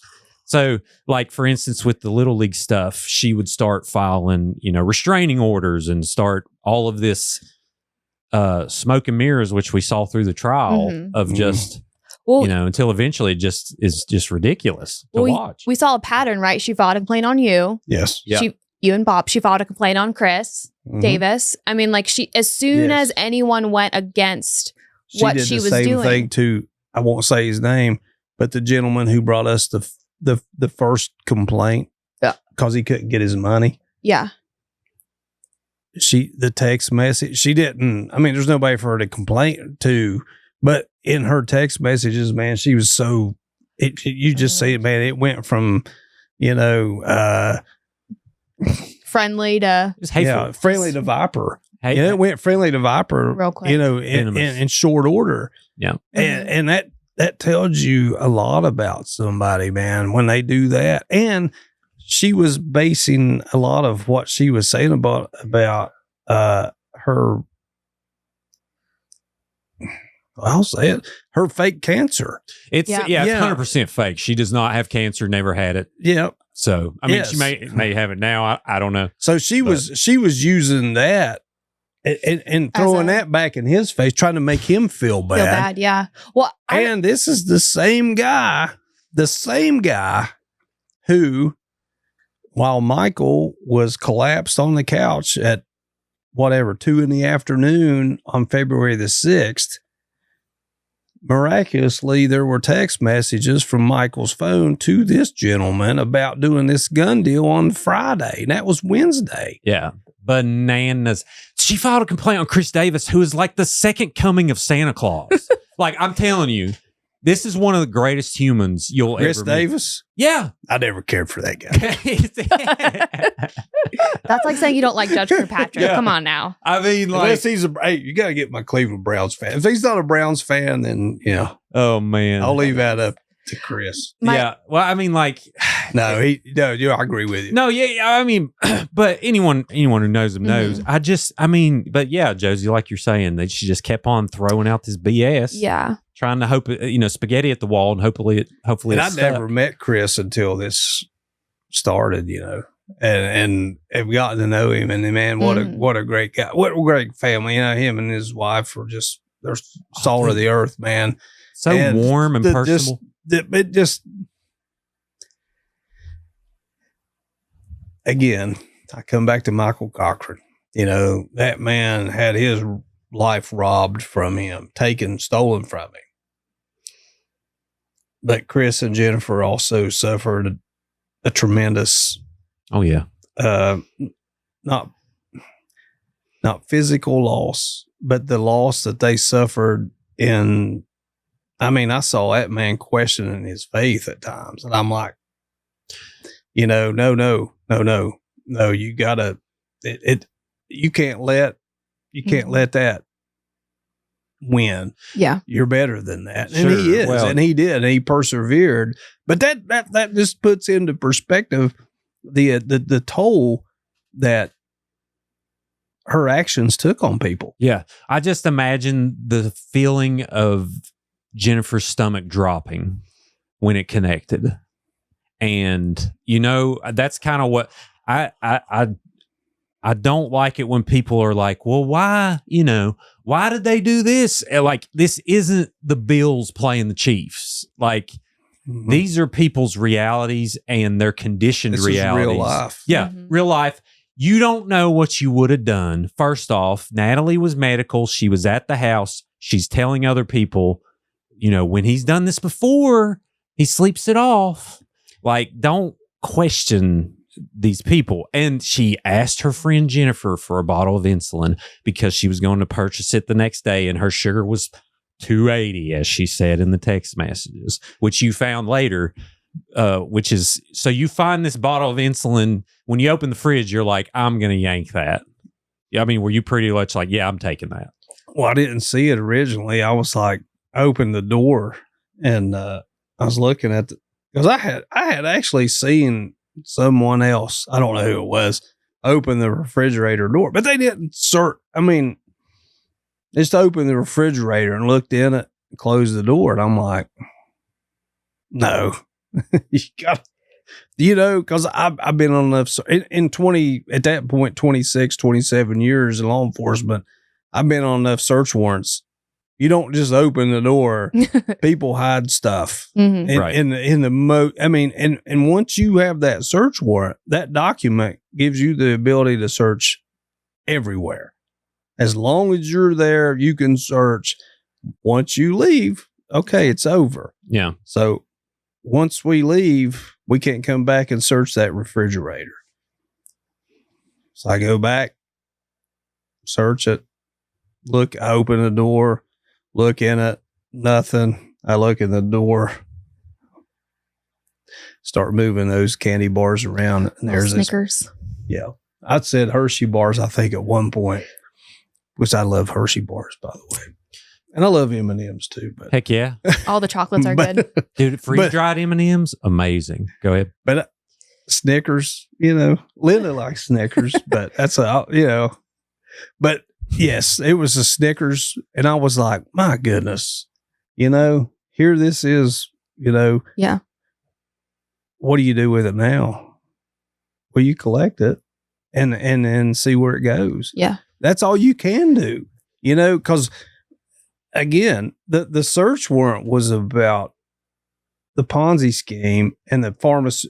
And in their website, they clearly talked about they were a producer or a distributor of pharmaceuticals. Mhm. So we expected to find pharmaceuticals. Yeah. We really did. Well, all of the contracts with Stephanie were for Exactly. pharmaceutical products. And finding that. And that's why when I did the property receipt at the end of the search and we're sitting there at the kitchen table, Natalie's like, she goes straight to the insulin. And she's like, man, and I'm talking, this is 50-page, 30-page document, whatever it was.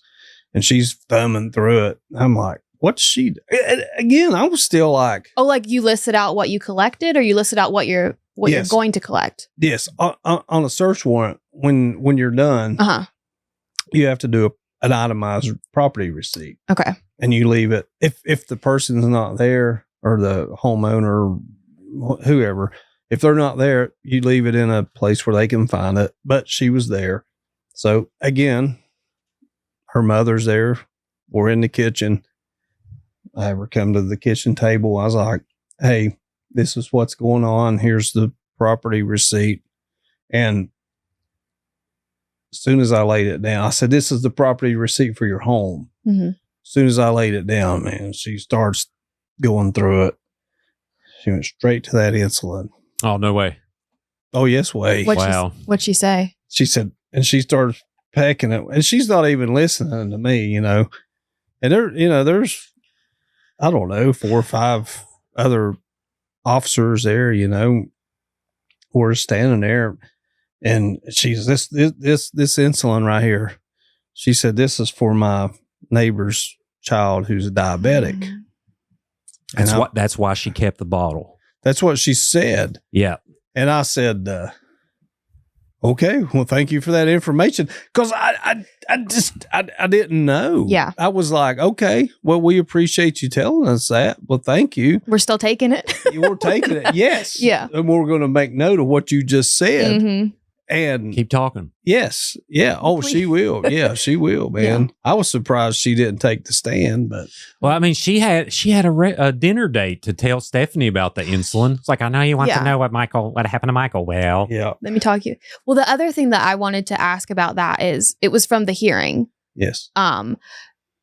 Ashley asked you about other supplements because obviously the supplements that Michael took or allegedly or whatever, that was a big topic in the trial. But I remember from that hearing, she was Ashley asked you, did you find all these supplements? Where were they? Mexican supplements, Jozy. Right. Sorry. And I think your response was, oh, Natalie said she threw them all away because Michael's gone. So why would she keep them? Yes. What did you think about did she bring up the fact that she threw away supplements or how did that conversation start? Yes. And what did you think about when she's mentioning, oh yeah, he had all these Mexican supplements, but I threw them away? Yes.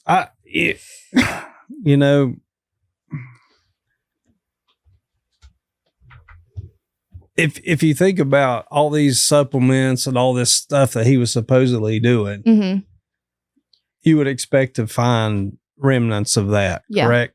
Oh yeah. Yep. No Cabinet's proof. full, right? A whole cabinet. Cabinets. Yeah. 32, whatever it was a day, Yeah. The only thing she had proof of is the order she forwarded you from the nootropicsource.com. Yes. Which, if it was a nootropic, that's literally like brain food. It's like nothing. But Yeah. I don't know if it's called Yeah. enclomiphene. Yes. Yep. Which the FBI lab confirmed that whatever was in that bottle was not Wasn't- even what yeah. it was supposed to be. Yep. But again, you but- find no supplements. Yeah, but back to your question. No, there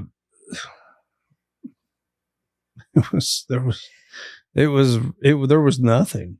I mean, there was, you would expect to find all these things, and that was not the purpose of the search warrant.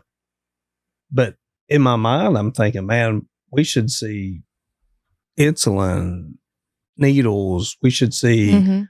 all these things from Mexico. We should see Boxes. but just you name Packaging. it. Yeah. And the only thing we find is a concealed and am I using the word concealed? Absolutely. I mean, you've seen the picture. Oh, it was definitely. It was concealed. Yeah. And people would say, well, it's forgotten. Bullshit. It wasn't forgotten. It was concealed in the refrigerator. So you find a bottle of insulin concealed in the refrigerator, and a guy shows up at the ER with a blood sugar of 21. Doesn't happen without You insulin. gotta bridge that. Yeah. You know, Yep. And I know people have thrown around like, well, why didn't she throw away the bottle? My theory is she knew if she threw away that bottle. Well, no, she didn't know. But I'm taking a guess that she figured if she throws it away, she's going to be meat when Jennifer says she 100% gave her a bottle of insulin. So I think she kept that and then fed you with the alibi of, well, that's, the Davis's kids. Well, she was ready to tell you that. She thought she was smarter than everyone. She Yeah. thought she was smarter than you, than anyone investigating. She thought, I can, if I tell them my story, they will believe me. Yep. You got it. Yeah. You just put it. That's it. That's the whole case right there. Yeah. What you just said, that was how she had lived her life. And it worked for Because- her. Worked a lot. Yes, it had worked until Yeah. until then. Mhm. And then when it didn't work, the claws came out. Mhm. How are you going to take $500,000 from one person and say, oh, well, yeah, sorry. Like, of course, that's not going to work out. I think she's a master manipulator and a complete moron when it comes to this financial scheme.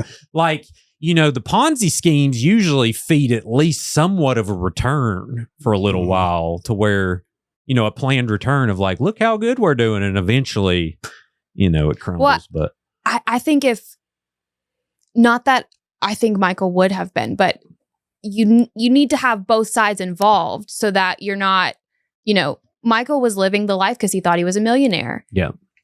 Whereas Natalie, he's spending all of his friends' money not knowing it. So like that's where the breaking point was, is because they weren't in on it together.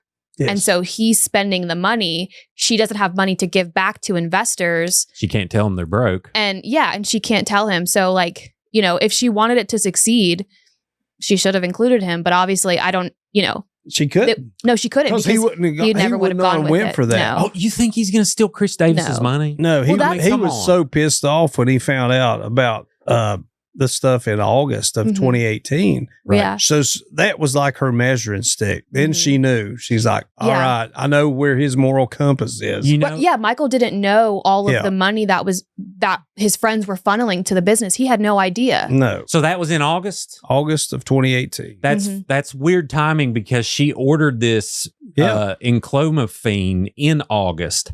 Mhm. Do you think the November episode in the hospital is tied to this? I think it would be foolish, very foolish to think no, that it wasn't. Do I have definitive evidence? I do not. Mm. Yeah. But again, doing this as long as I have or did, not now, have, say did, Finally long retired. as I yes. I think those two incidents are very closely intertwined. I just don't know. And she's the only one who can shed light We'll on never know that. And what I think we will. You think so? I think so. I hope so. I hope she's like, you know what? The Lord needs me to confess. Let's I do don't it. Let's think- tell the dandelions. I don't think it'll be that way. Oh, okay. She'll get The fat. Lord does work in mysterious ways. I mean, yeah, listen, no, like, shout out to religion. Like, there are so many. Chris Davis, for one, very faithful dude. That's how you do it. You don't steal $3 million and murder that your was husband. that was one of the things that bothered me the most, was seeing like Chris, who, like I said, never knew him before this, got to know him and his family, great people. Seeing him Donna and Eddie and Michael and Patricia, Michael's dad, and his stepmom, seeing how, man, just how soul crushing that her actions were, and to think that it's just how dismissive she was, and then to turn around in a month after he's in the ground, go out here and try to give out these bogus scholarships in his name. Oh, dude, if that's not a Hannibal Lecter level. Yeah. Manipulation. It's just complete narcissism, man. At its best, on display right there. And I did find out there were T-shirts. I saw a picture of them. Oh, of the in memory. So she did give some T-shirts away, but also she only had what, Jozy, 40 grand in the bank when it was seized. So she 30. knew, was 30. it 30? I thought it was okay. Well, so she knew she couldn't afford those scholarships she was giving out. Yeah. No, I don't. You know who my heart really breaks for in all this is her children. Michael's children, because, you know, they endured or have endured to this point, 6 years of propaganda and who knows what they've been told. Yep. And at the end of the day, man, those two children have done nothing wrong other than just being born into to the family that they were born into. Yep. And you would think, here's what I would think. And I always try to find that there's a little bit of glimpse of hope in everybody. As a mother, I mean, say that as a father is one thing, but a mother, she gave birth to both of those children, and to not have the damn decency to at least sit down with them one-on-one and say, whether it's in it, nobody else has to know. Yeah. But here's that, to me, just shows you how narcissistic it's all about her. Oh yeah. It's all about her. Man, I got faith. And because those kids are smart. And like I always say on here, they're taking up for their mom. They already lost their dad. That's 6 years ago. When we're 12 and 11 and 13, we're different people. So they've went through this whole, their whole life. Well, I mean, pretty much essentially their whole life of, having a brain and being able to maneuver through the world, knowing that their dad is gone and they're trying to save their mom. But I know those kids are going to listen one day. Their dad's not gone. Their dad was stolen from them. Well, yeah. Yeah. And that's the part they're going to have to reconcile. Yep. With themselves first, probably, and however they do it with their mother. But I just want them to know the truth that this has no bearing on who they are as individuals. They are good, solid young people who were victims. They're victims of their mother, and they don't realize that. They do not, and they may not ever. Right.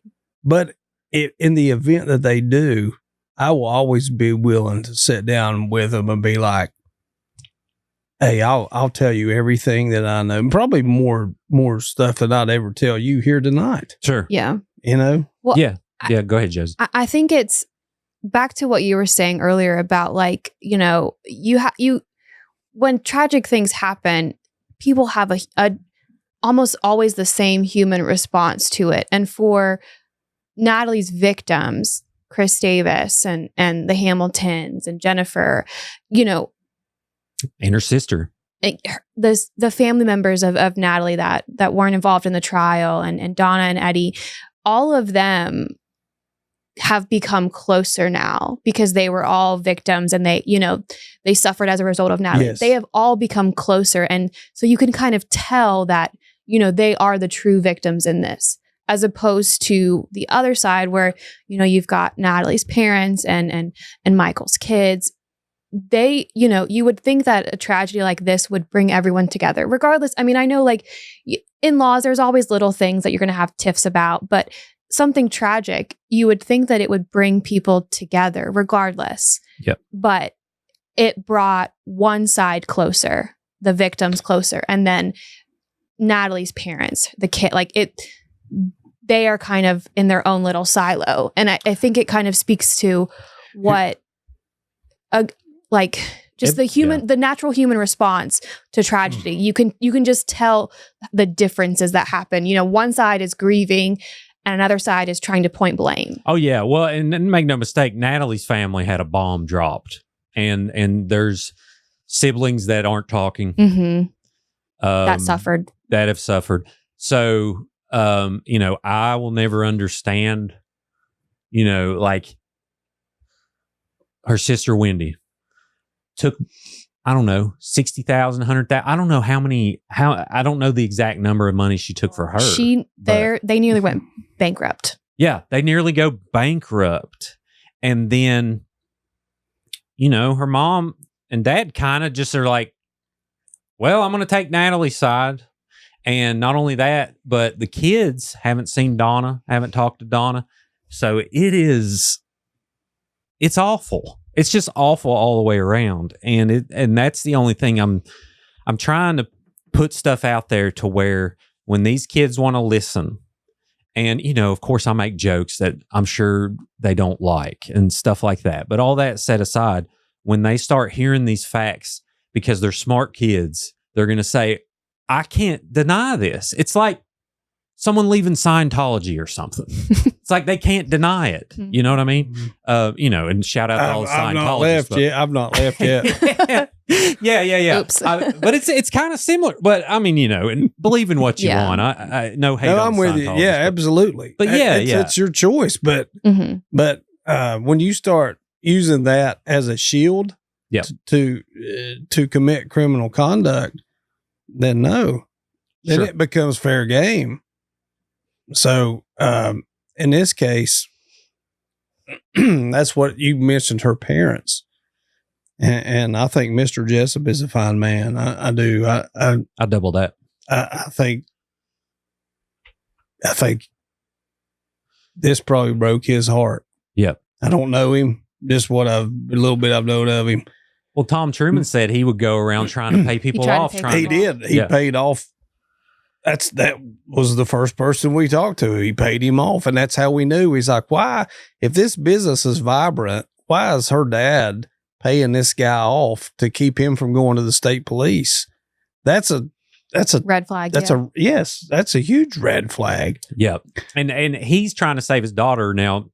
Now, Daphne, whatever. At a certain point, no. I'm not going to say whatever. I'm He's not like, going. hold the phone. Yeah. No, that brings me back to the point I was making. Yeah. When you're reinforcing that behavior, and it's wrong. Mm-hmm.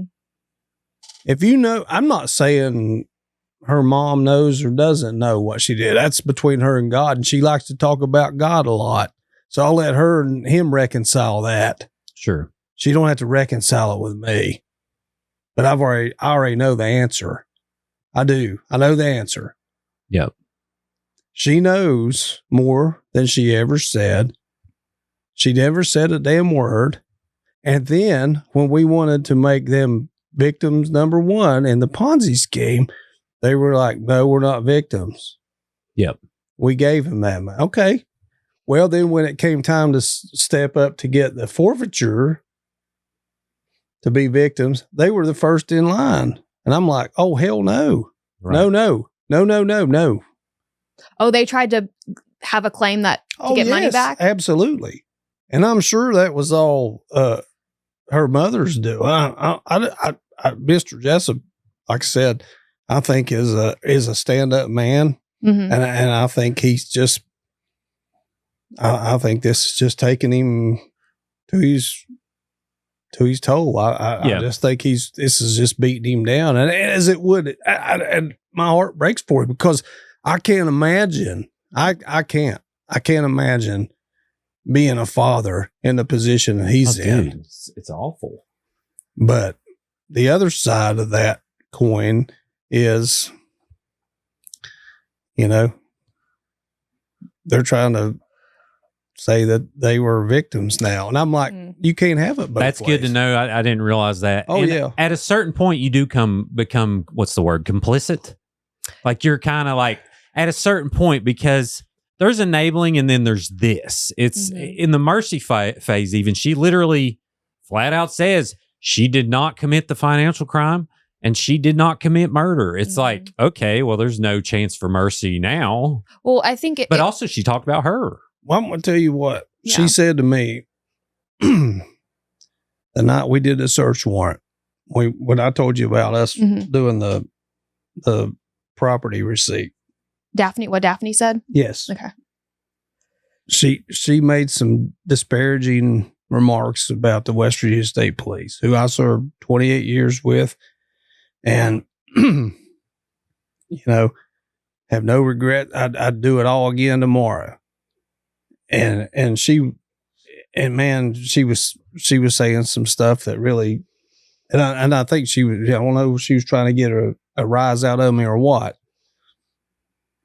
And I just turned around and I said, well, Miss Jessup, I said, I think what you're going to find when you find out the truth is that your daughter here, I pointed at Natalie, I said, is quite a liar.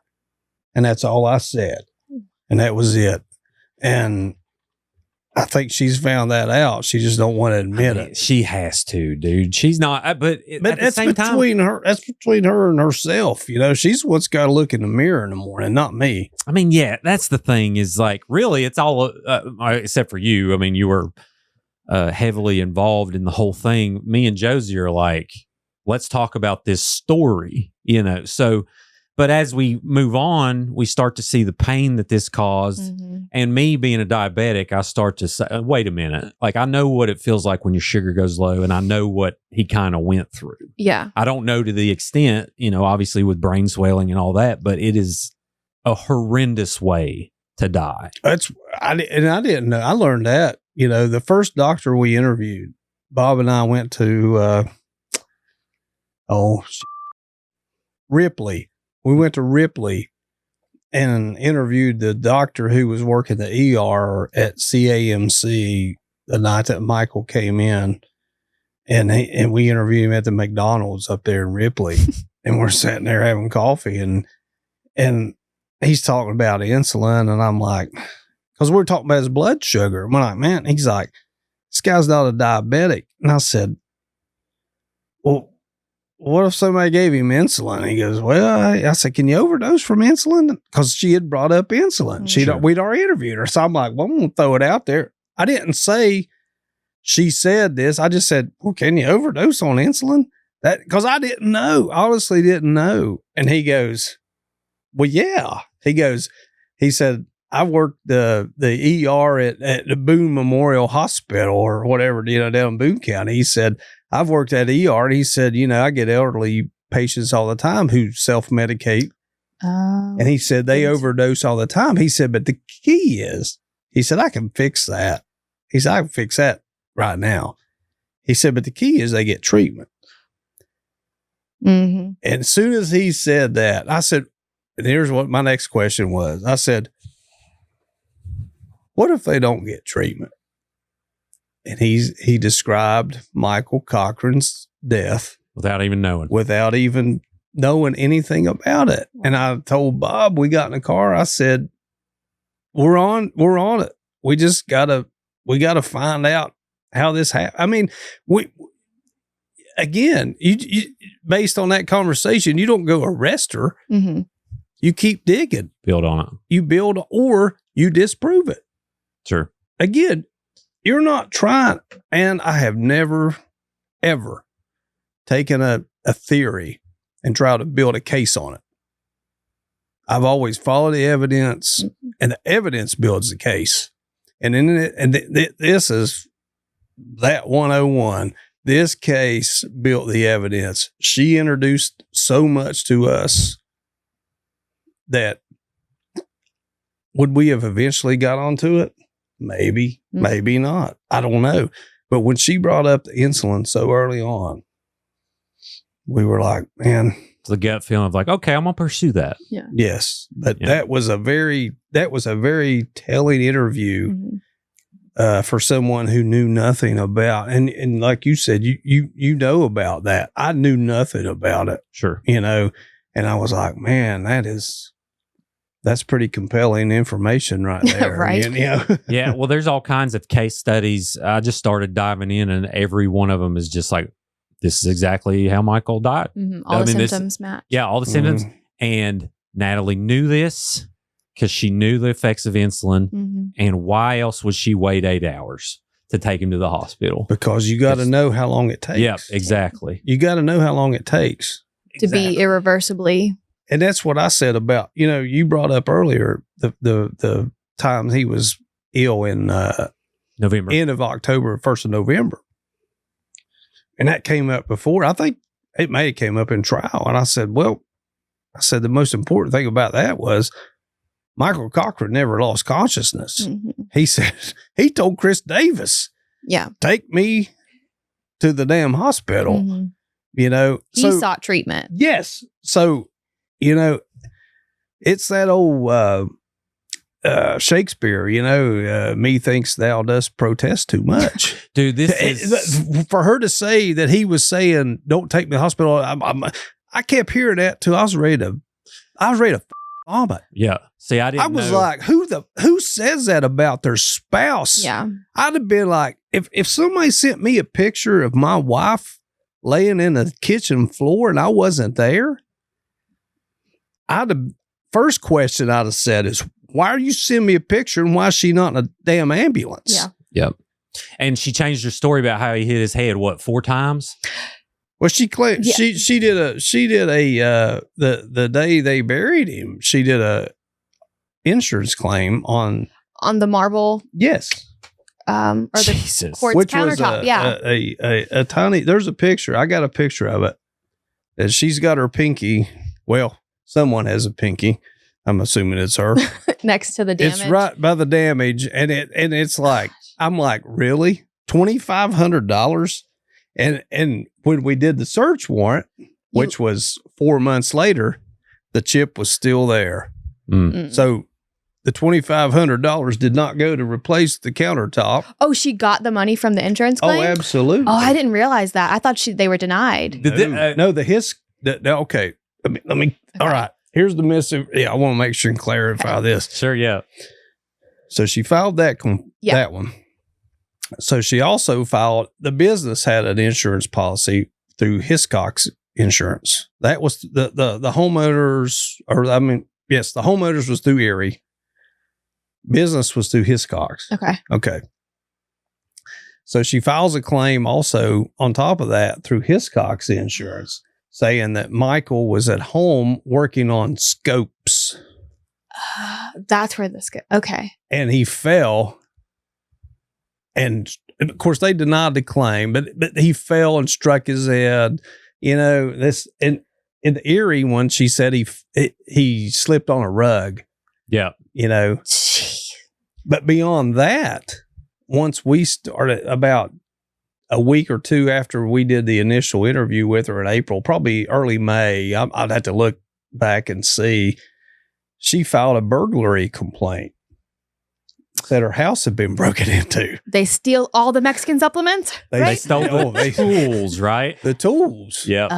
So we go to the contractors. It was like, because we knew that, they're contractors. They should know the tools. I was like, did these tools get stolen? He's like, those are my tools. Oh, I have them right here. And we're like, okay.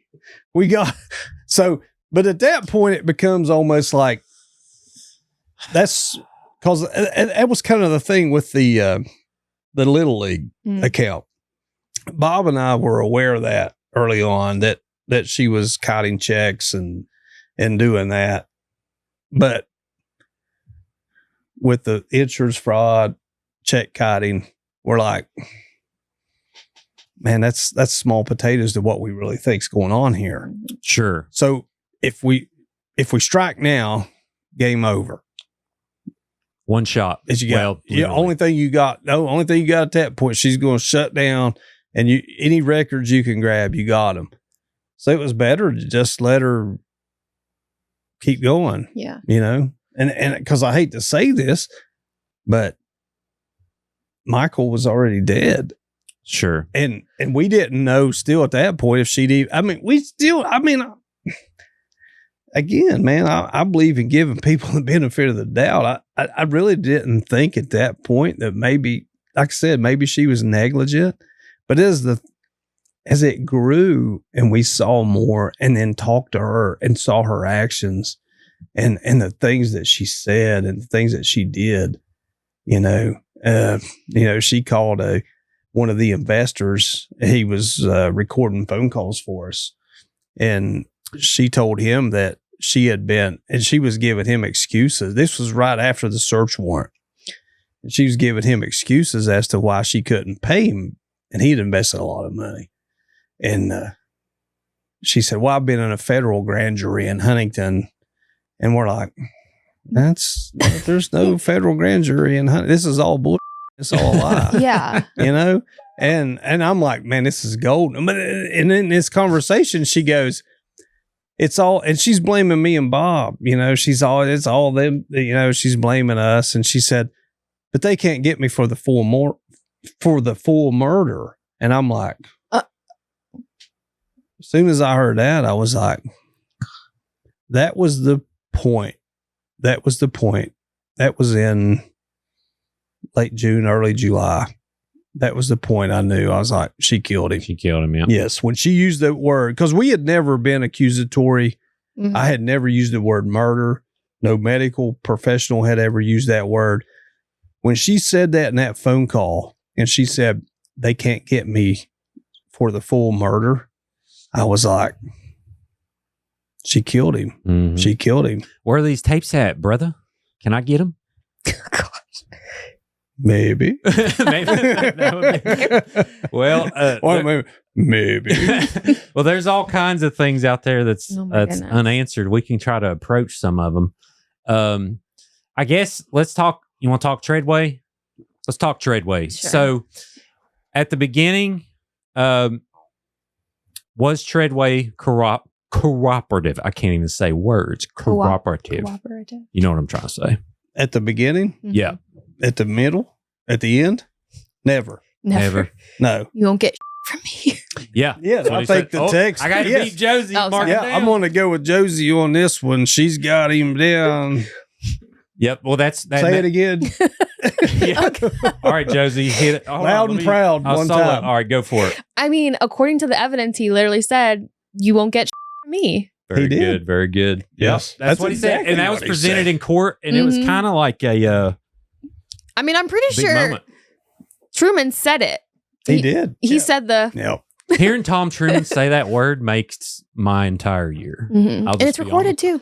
It Yeah. made mine Yeah. Yeah. It's because like, I had isn't to it be on the true? receiving end Yeah. of that 5 years prior to that. Yeah. But what was that So- like when you go to approach him? Like, or like you obviously you're talking about like you're being open, you're being friendly, and then Yes. he's like, no. Yeah. Well, it's not what you expect. Yeah. But at the same time, you have to respect people's boundaries. When he said that, I was pissed off. Yes. But at the same time, I was like, well, maybe that's just his choice. I didn't know the dynamics. Mhm. Yeah. I had no idea. So I gave him his space, circled back with him at a later point, and he stayed. So that's his business. I don't care what he does. Yeah. And obviously, you all didn't find evidence to charge him. He was never charged. Mhm. No. And let me just say this. This may be hard for people to hear. If Natalie would have took the same route, I think it'd have been hard to win. If she had just I think it'd been Shut hard. up. If she'd have shut down and didn't do anything, I think it'd been very hard to win. Shut down when? Like, as soon as he died. If she kind of would have just never. You know what she should have done is right then. Is she should have said, it's all Michael's fault. Right. And when she didn't do that, again, these are things you're thinking about. What would I do? Again, play the devil's advocate as an investigator. I'm thinking, what would I have done, man? If I was doing what I think she's doing, and I got this golden opportunity falls in my lap, what would I say? Right then, she should have went to the investors and said, It was all Michael. it was all Michael. I don't know what he's doing. He made me do whatever her excuse. And when she didn't do that and she doubled down and started doing the stuff beyond that, Right. that's when you really know what kind of person you're dealing with right there. So you're right. The only thing that would contradict that are those final text messages with the day before where they were fighting, and it made it like, oh, Michael doesn't know they're broke. So that would have literally been, if she would have just not did anything else.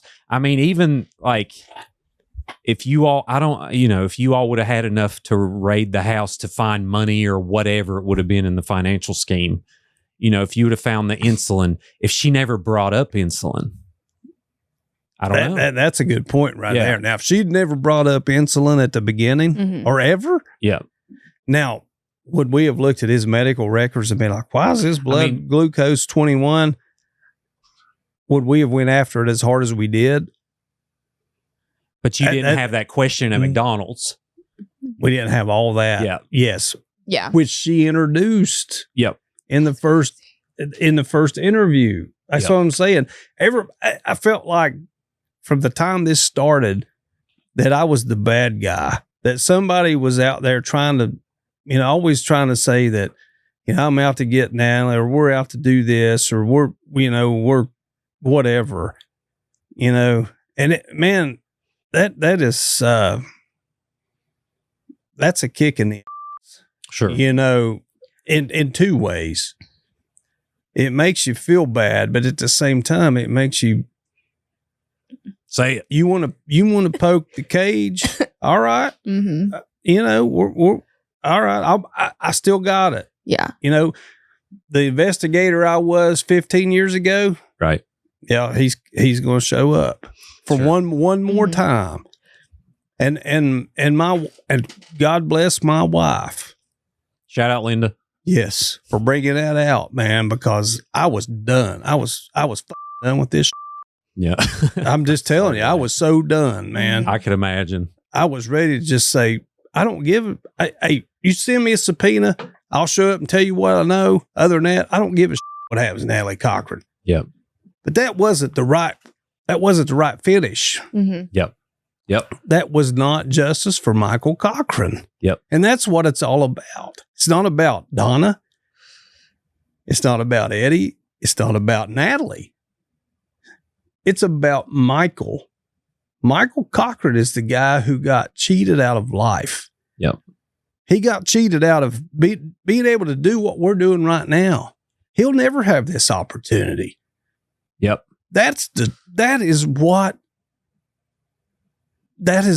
the whole point of everything. Yep. Full of life, want to do, coach kids and make money and, give back eventually. And which, he did give back. He had a big heart, man. Yeah. He was a big hearted guy from what I know. Again, I never met the guy. Yep. And some of the things that I know about him, me and him probably wouldn't have really meshed. Sure. But that's not the point. Mm-hmm. Sure. What was, because obviously, there was a few times we heard from Natalie. She spoke at her sentencing. Mm-hmm. And then prior to that, she did a little media tour. So obviously, all the facts at this point. Yeah. But what did you think? You talked about how the way that she's painting you as the bad guys, kind of really pushed you guys to go that much harder. Not that you wouldn't have, but so what did it feel like when she did that media tour and she's, pointing herself as the victim? She's throwing John and Stephanie under the bus. What was that like to see that play out, knowing all the facts that you knew at that point? That is hard. That is hard to sit there and take. Yeah. And like I said, it, Because you can't say anything. You can't give a comment. You can't. When I had 3 or 4 years in this line of work, I would have lashed out, and it'd been wrong for doing so. Sure. But time builds patience. And I knew, I was like, man, she's digging her own hole. and that's what you want. You want people like that talking, but man, it's tough to sit there and just have to, and sit there and take it. How do you talk to the obviously John and Stephanie, I'm sure they wanted to say something. I'm sure Chris and Jennifer, like, how do you talk to the people involved who are going to be the witnesses when they see this and they want to say something, but you got to play. How do you talk to them and say, just be patient? Like, what do you say to them? Man, it's tough. And, I talk to all of them, and I'm sure Donna and Eddie got tired of me saying, got to stick in there, just hang in there, just be patient. They're like, man, this guy's a snake oil salesman. He's just like Natalie's probably what they're thinking. And I'm like, no, listen, you got it. But that's where I was at. Like I said, when Linda chewed my, I was like, I'm tired of being everybody's champion. I'm tired of doing this. I'm just done. I'm retired. I was just, forget it. Yeah. I've done my part. If y'all don't see it, I'm out. Sure. Yeah. But it wasn't done. Yep. And I needed that little kick in the butt, and she gave it to me. Yeah. Yeah. Well, and too, Donna gets frustrated and, fought with the Hamiltons in the store, which the Hamiltons didn't fight back. Just people can't talk. Yeah. There's a lot of questions and there's stuff that you can't bring up because you don't want to screw up the case. But now thankfully they've made up, they're going to dinner and, it's really nice to see. So now it's finally, I don't know, leveling out. I mean, obviously the loss is forever for Donna, and I'll say this, and this is another Bob Heinzmanism, I like to call him, because Bob's got a way of coining a phrase. Yeah. But what you were talking about, your question, how Natalie would respond to stuff sometimes, and Bob was spot on this, and it was very calculated, I think, at times. And sometimes it was opportune based on, what was going on financially with the business, or if you want to even call it a business, the victims. But show of force by funds. Anytime Natalie was getting challenged, a lot of times financially, she would do a show of force by funds, is what Bob called it. And I was like, what do you mean?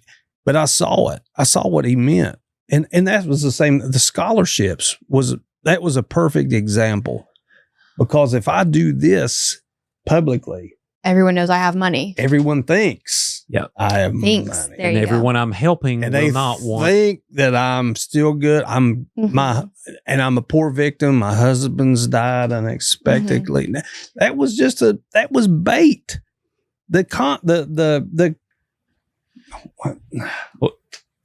Well, it was bait, and the scholarship. I drew a blank. The scholarships were bait. She was using that because if you look at the finances at that point, just no way. It was as dry as a good martini. Yeah, it was done. Okay, so she had to double down, and every time she had to double down, and Bob. It was boom, boom. You could see it over the course of a year and a half, at least. He said, show of force by fun, show of force by fun. And that's where Bob's expertise on the financial side was so crucial, man. He's so good at that. Sure. And so by that, would this be an example, like, for instance, when she would take a large lump of sum and just pay someone they owe, just take a large lump, like it's nowhere near what they owe, but it's like, here's 40 grand, shut up. She was doing, you could see in the text messages, she would, like, I think one was to her sister. It was. Oh, she was like, I gave you $50K. Isn't that enough? Wendy. Yeah. And wet your beak. Let me let you wet your beak a little bit. And it's like, you owed me this much. Oh, I didn't know you owed. Oh, did I? Oh, okay, here you go. Like, what else do you want? I gave you 40 grand. Yeah, well, you owe me. How much we got to find out. How I much like that phrase, though, show of force by funds. Yes. And that's I mean, it's footnote, Bob Heinzman. Shout out, Bob. There you go. Yeah. Yeah. Yeah, that's a Trademark. Bob, that's Yeah. a Bobism. Show of force by funds. Sure. And I was like, man, I never realized what he was talking about. He'd say that, and I'd be like, man, it's just Bob over there rambling. yeah. Because we would sit, you got to realize we were sitting like side by side at a table about twice as long as that, working on this stuff every day, and then we'd go out and do some interviews if we had, we knew Bob was leaving, Mhm. because he was going to go to law school. So it's full throttle. We're trying to get as much done because I knew I was going to be here, but I was like, man, I'm going to need all the help I can get until you leave. But the extent that Bob and Leslie have participated in this far beyond it's a testament to moral compass. Yeah. They're that kind of people that they know it doesn't matter about a paycheck. It doesn't matter about what people think. It's about what's doing the right thing. What's, holding someone accountable for killing another person. Sure. Yeah. So Treadway. So He's like, we're getting it. oh yeah. No, we'll bounce back. So, all right. Who's Treadway? I don't even know. One of the questions Truman had. So Truman brought up when he was on here. There's these text messages that weren't ever admitted. They were not admitted. They were shown in court. I Yeah. have a couple pictures of them. Yeah. It was about, he was telling Natalie like, make sure you remember this or save this. Build a timeline. Yeah. Kinda Those giving were shown in advice. court, but they weren't admitted into evidence. I wonder Yeah. why. I guess he just didn't think they were necessary. Well, Well, but none if you of show them in court, don't you have to admit it? No, you don't. You don't? Mm-mm, it's a Unless next you step. make a motion to To admit them. None to of the have- Treadway messages were admitted. mark The them as an Poop exhibit. emoji, that was not in there. I mean, listen, I love Truman and Akerd. I will go to war with these people, Mhm. but what would be the point of bringing it up in court? Why wouldn't the jury possibly forget? I would say he just wanted to discredit Truman. Honestly, nobody forgot that. Nobody forgot that Truman comment that he made. Nobody forgot that. We all remembered the. Yeah. Oh, yeah. So I So- think he did it to just discredit him, to just show. Because I mean, when the defense was questioning him, because it was their witness, he started attacking you and Bob, and to kind of paint the picture that you can't trust these investigators, Mhm. right? So that was going to they were trying to throw the whole case under the bus, right? Yeah. And then as soon as Truman gets up there and it's like, oh, well, didn't you say that you're going to be uncooperative? Didn't you like set up all this stuff? It kind of just, it made Treadway like, you're like, oh, maybe we can't trust what he says. Like maybe we should just honestly forget about everything he said. Sure. So, Here's what I'm going to put that in perspective for you. yeah, go Yeah. ahead. Y'all have best friends, correct? Sure. Oh, yeah. If one of your best friends died unexpectedly,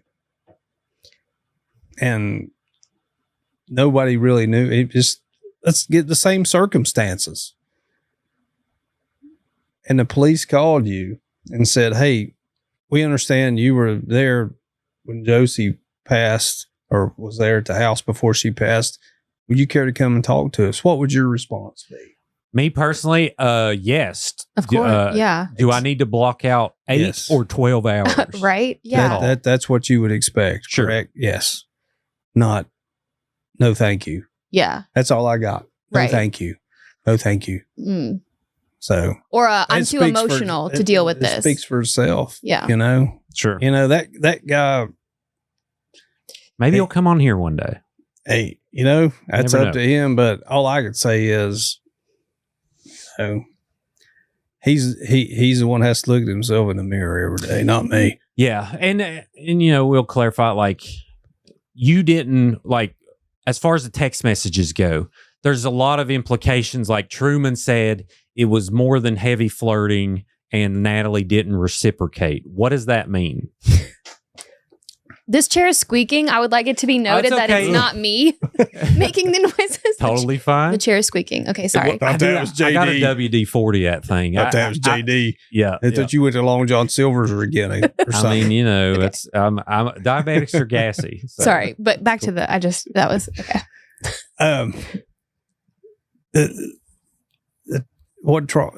So Yes, man. Truman mentioned that the text messages between Natalie and Treadway, he said, quote, only thing I can say is it was more than heavy flirting.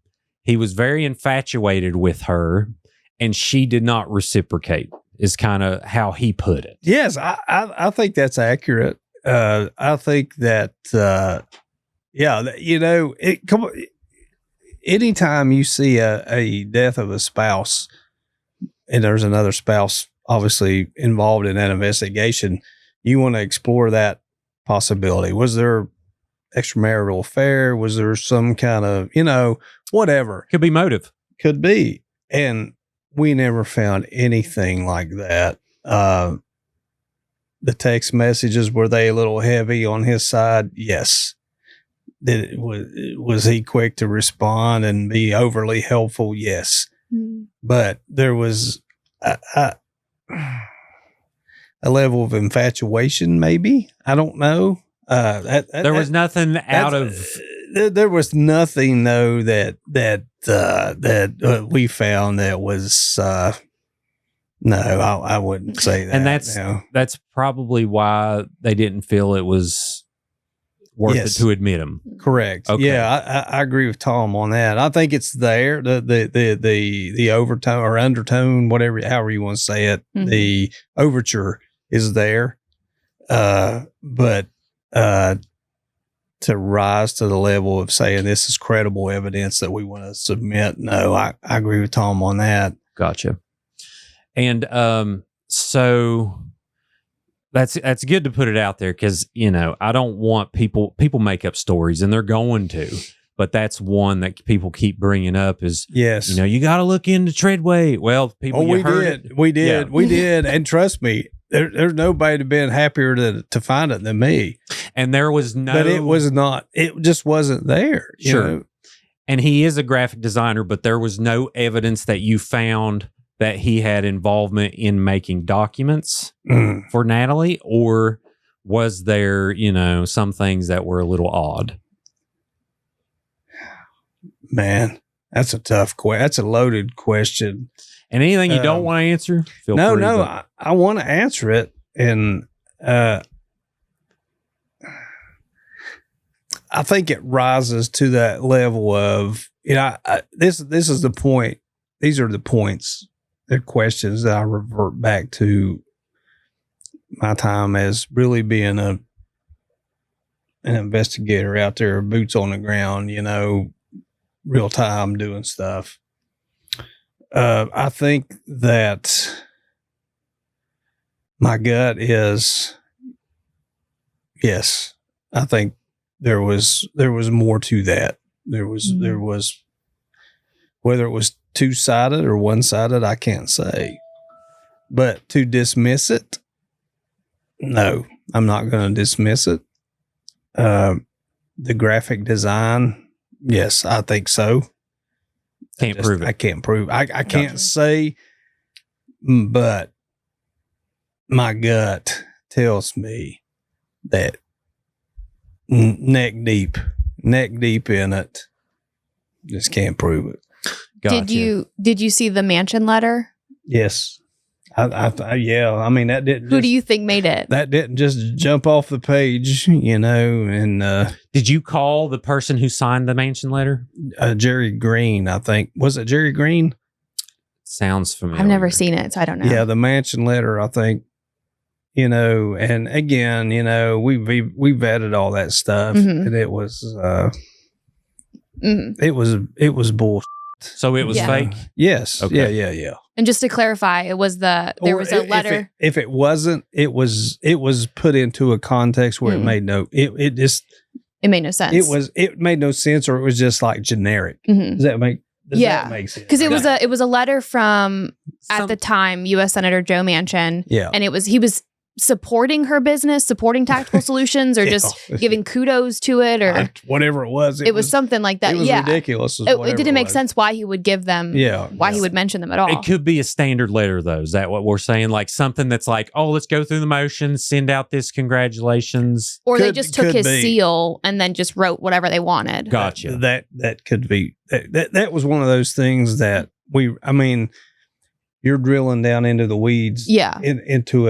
Into a depth that we really didn't have to get to on the federal side. Right. Because the fraud was just so overt, but yes, I think if we had pursued that further, I think what we would have found was that was a generated document, and maybe we did, and I've just forgotten. No, I got you. There's a lot of evidence in there. So I have the letter. It says, "Dear Mrs. Cochran, thank you for contacting my office concerning a problem you are experiencing with the Defense Finance and Accounting Services. Although full responsibility for making determinations in such cases rests with officials of the Defense Finance and Accounting Service, I will be pleased to contact them to urge that through consideration be afforded your case." So it sounds like she inquired. And that's probably a legitimate letter because that sounds like very generic language. Yeah.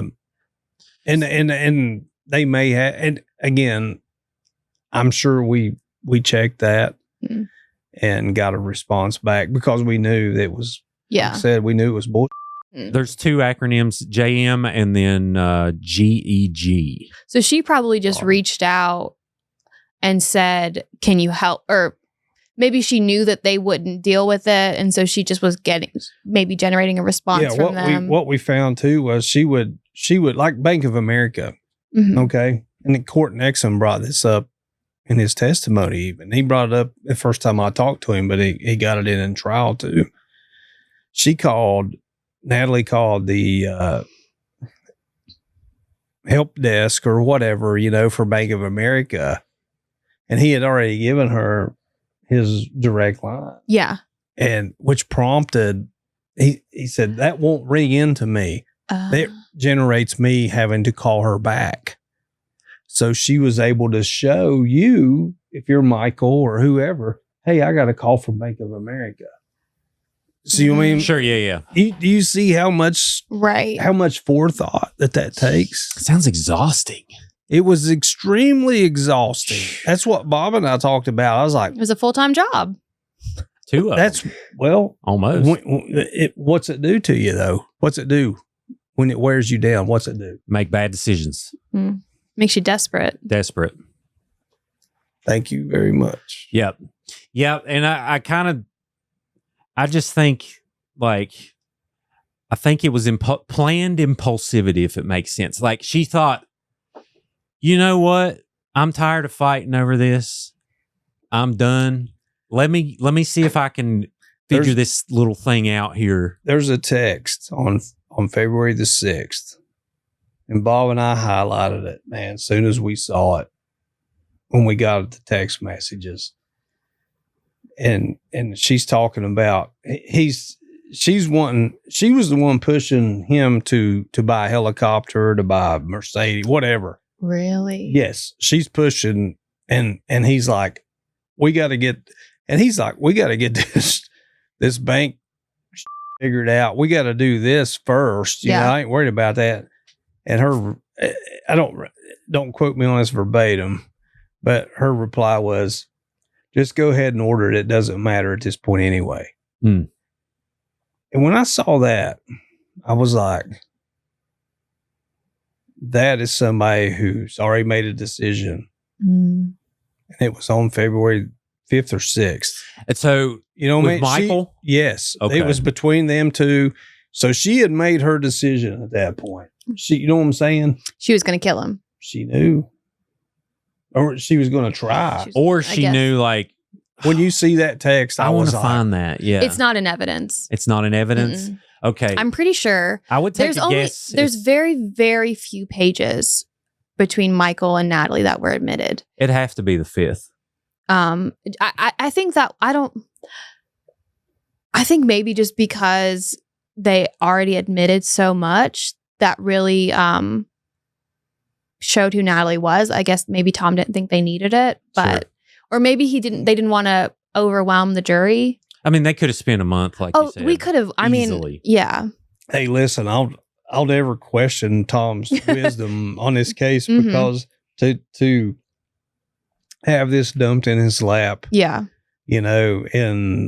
early September and go to trial in January was and to have the ability to cross-examine the witnesses on the fly was one of the best displays of courtroom strategy that's where the experience came in. You damn right it was. Yeah. You're damn right. And Sid Bell, who was a prosecutor earlier. Shout out to the county. Yes. Sid Bell was one of the best trial attorneys that I'd ever, and it still is. I mean, I love Sid. Hey, Sid, if you're watching. Does he still practice? Yes. Cool. I see him every now and then. I went to school with his daughter, Mallory. But that reminded me of that and seeing Tom maneuver in the courtroom. And but the good part about that, or the great part really for the people of Raleigh County, is Ashley was part of that and she learned from that, and she did a phenomenal job, man, of everything that she brought to the case. But those cross-examinations that Tom did, I was like, man, that's a master class right there. Man, I wish she would have testified. It would have been fun. Oh, it would have. I was hoping. Yeah. She knew she couldn't. Oh, she'd have been twisted into infinity. It would have been bad. Depends on where you're measuring. Bad for who? stick. Yeah. Well, I mean, it'd been great for us. Yeah. Well, I say us of like the people fighting for non-insulin murders, but yeah. So, was there a point that Natalie shut off? Was like, forget y'all. Y'all do whatever you want. Or you said you had 3 interviews, which I'd love to hear those if you ever can release those. The last interview, at the end of the interview, and the first one was the only one was in person. Mm-hmm. The second 2 were in phone calls, and at the third one, which was me and her on the phone, near the end, she said, "Do you think I need an attorney? Should I get an attorney?" And I said, I never answered that for anybody I won't. I said, that's a very personal thing. I said, if you think you need an attorney, that's up to you. But I said, I would never, Well, you were nodding when you were talking on the phone, like, I don't know. No, I wasn't. I was still, this was in May. This was May of 2019. I'm like, oh yeah. Okay. I'm like, I still wanted to believe her. Sure. I wanted to believe her, but everything she said, I was finding out was just a damn lie or an omission. Yep. And I think that's probably what gets lost in a lot of what she said.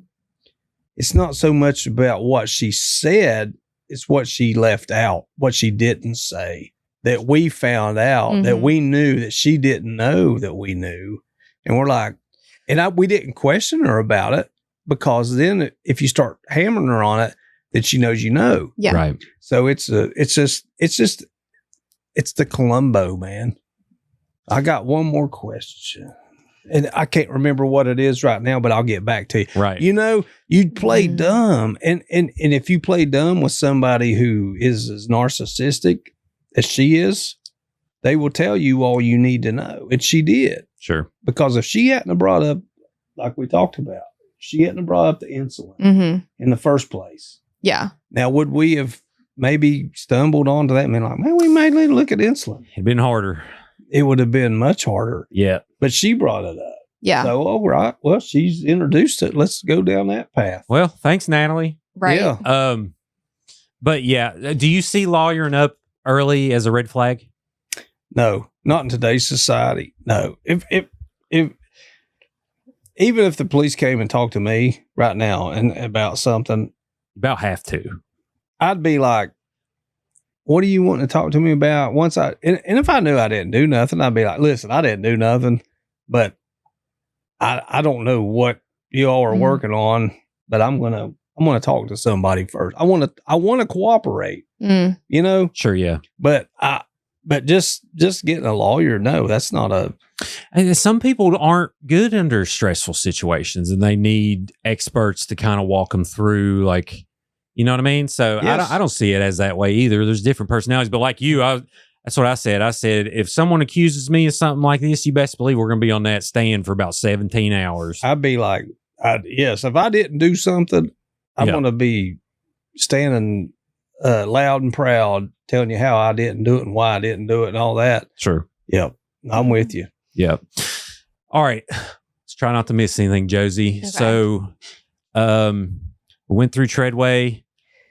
What were your thoughts on the start of the trial? Like the opening, did you kind of see pretty quick of like, oh, the defense is going to like just start to throw smoke and mirrors the entire time? I really didn't know what to make out of it, to be honest with you. I hadn't been to trial in some time, you know, when this happened. But no, I wasn't concerned by it because, again, and this goes back to Judge Kirkpatrick,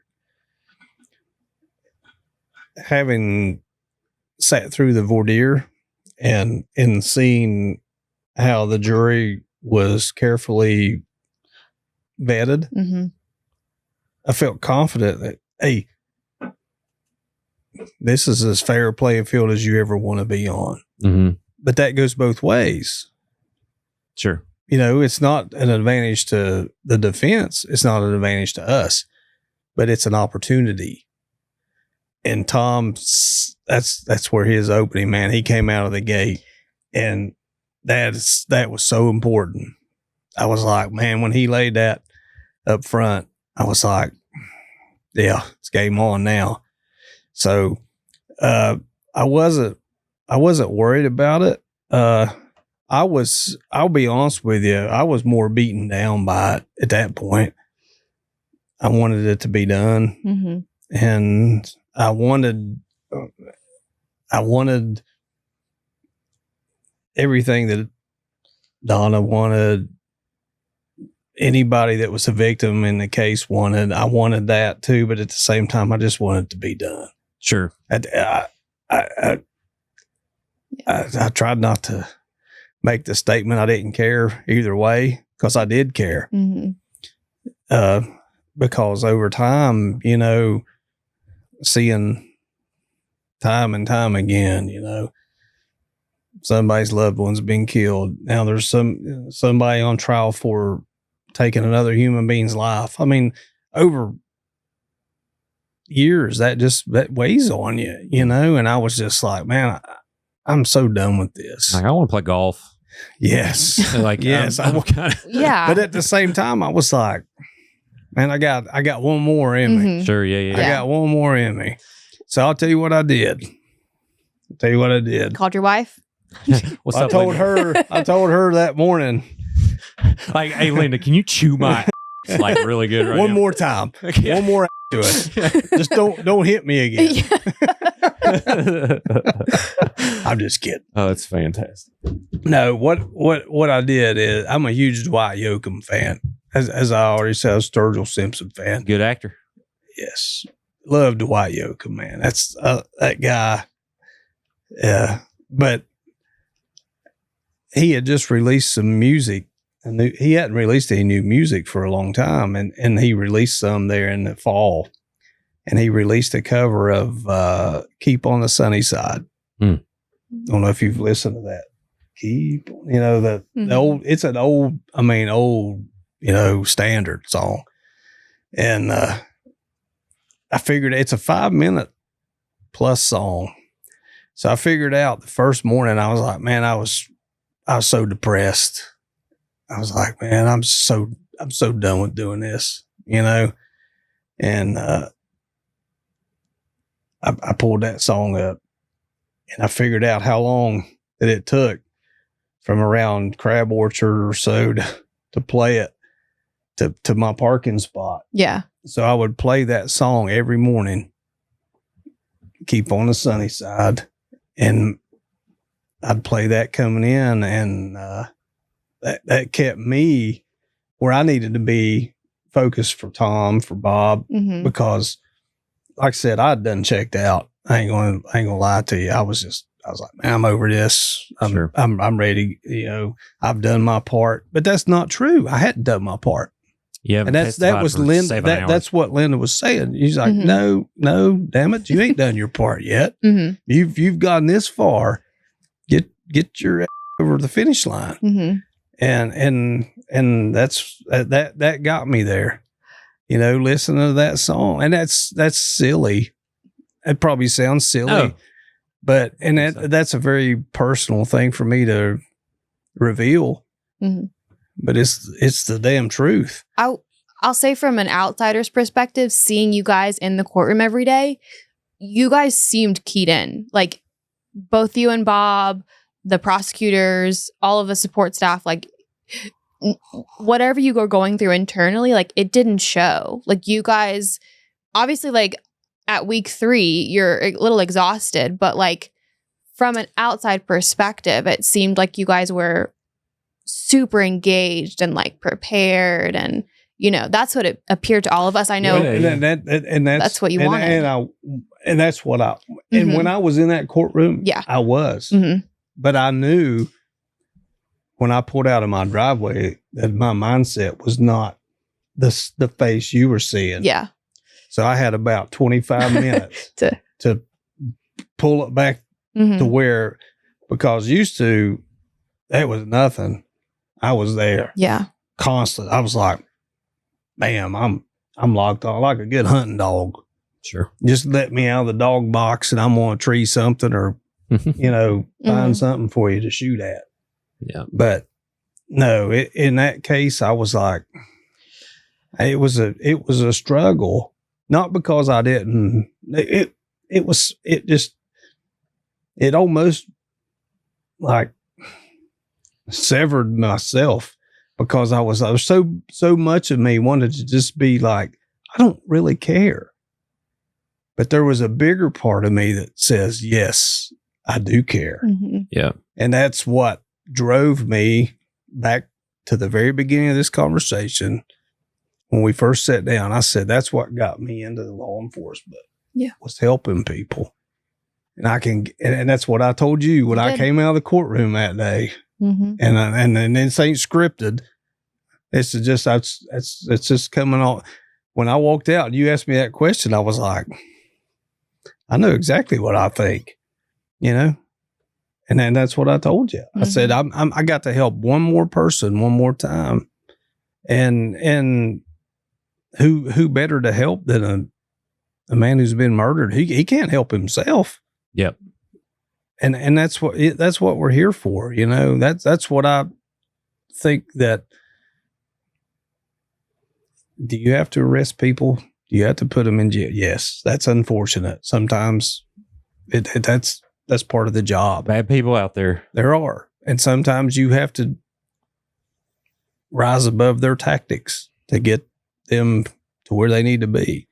But at the end of the day, the real goal is to help people, and to do that, and also along the way, hold someone accountable like Natalie Cochran, who's a very sophisticated and manipulative criminal.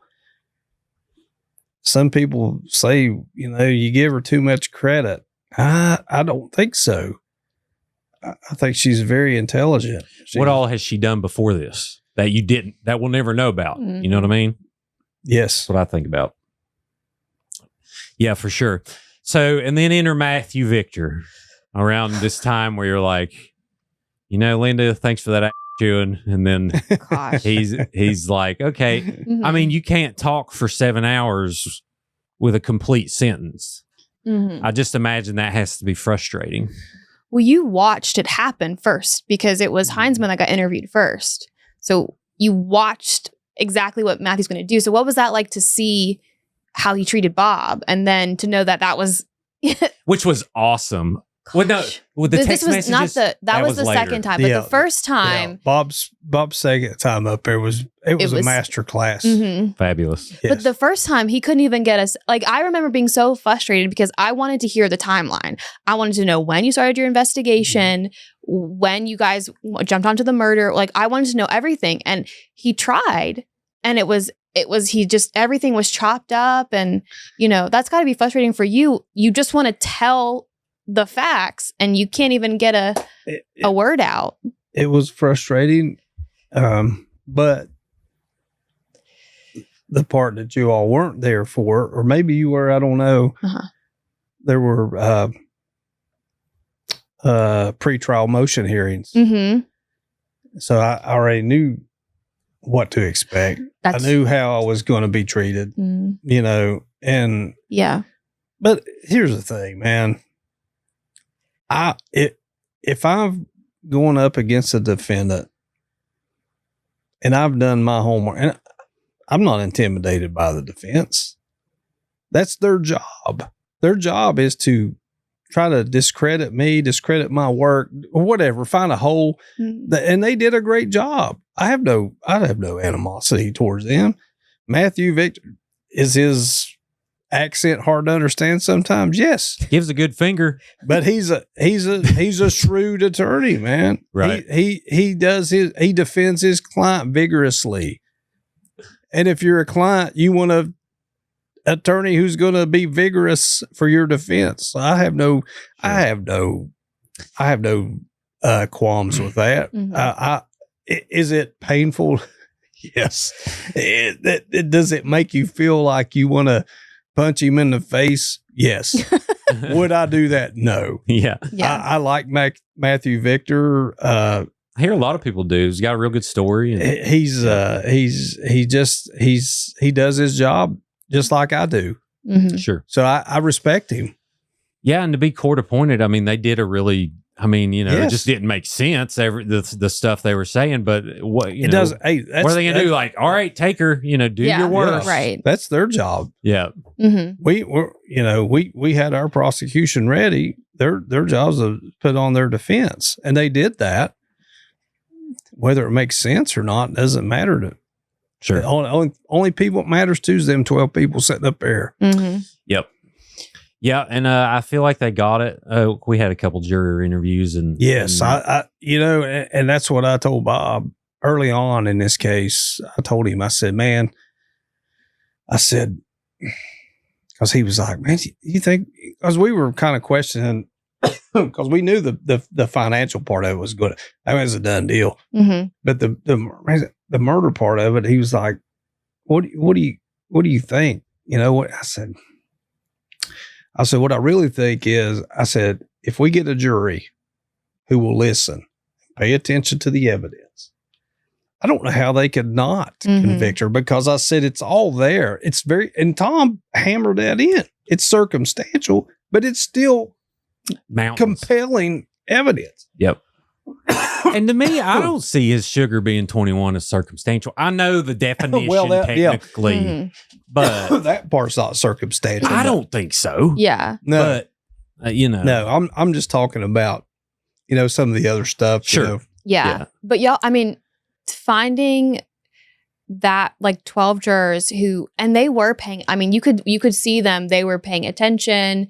I mean, I think maybe during some of Stanley's crosses, there might have been some nodding off, but for the most part though, they were there for all of it. They were very thoughtful and there when they were deliberating, Yes. I think that the defense just didn't think that they would get that thoughtful of a jury, even when even though they picked them. I think they just assumed they're just going to go way over their heads. Yeah. But they were, it was like the perfect storm for them to have been there and to have taken the case as seriously and as thoughtfully as they did. Yes, I think that the jury doesn't get enough credit in cases like this, because that takes a tremendous amount from them, to sit there and come in there, even though Judge Kirkpatrick made it as pleasant as possible. Yeah. I'm sorry. No, but also laid the smack down when he needed to. Yes, but yes, I agree with you 100%. I think that was crucial that they were able to come in there and I guess relax enough or whatever. You know, they felt comfortable enough to sit there and really digest the information that was given to them because it was a lot. Yeah. Well, I knew, I was like, if there's one diabetic on that jury, she's screwed. Because like this is just so ridiculous. And we had a 1.2 chance that there was.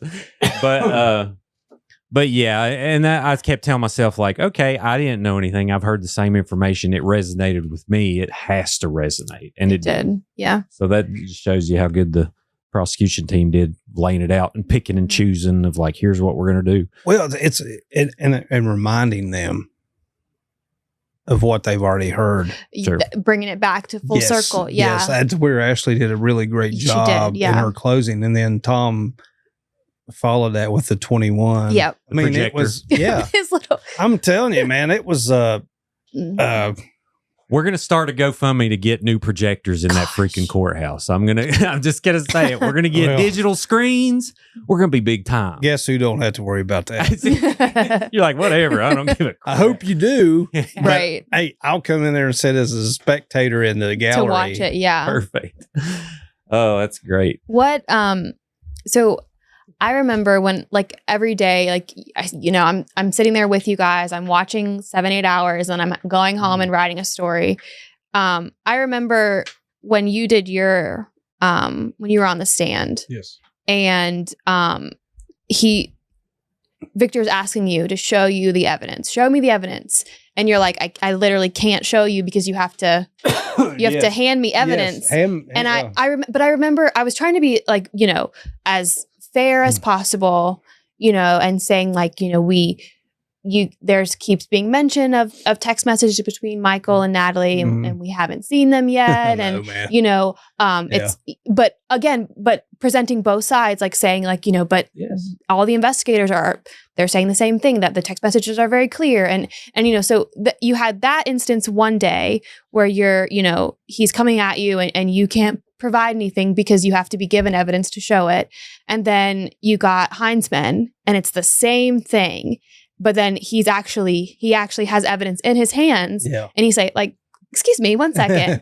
What was that like for you to watch him do that when, you know, you weren't given the chance to prove yourself, but he was given that chance to kind of really discredit, you know, Victor's argument. So what was that like for you to see that? Well, what it was like was just when you know it, a truth and people are telling you it's not a truth, it's a lie. And then it gets exposed with credible evidence and they're, hey, this is really true. This is, and there's proof and you saw Matthew Victor's reaction. He had no response to see that. It was,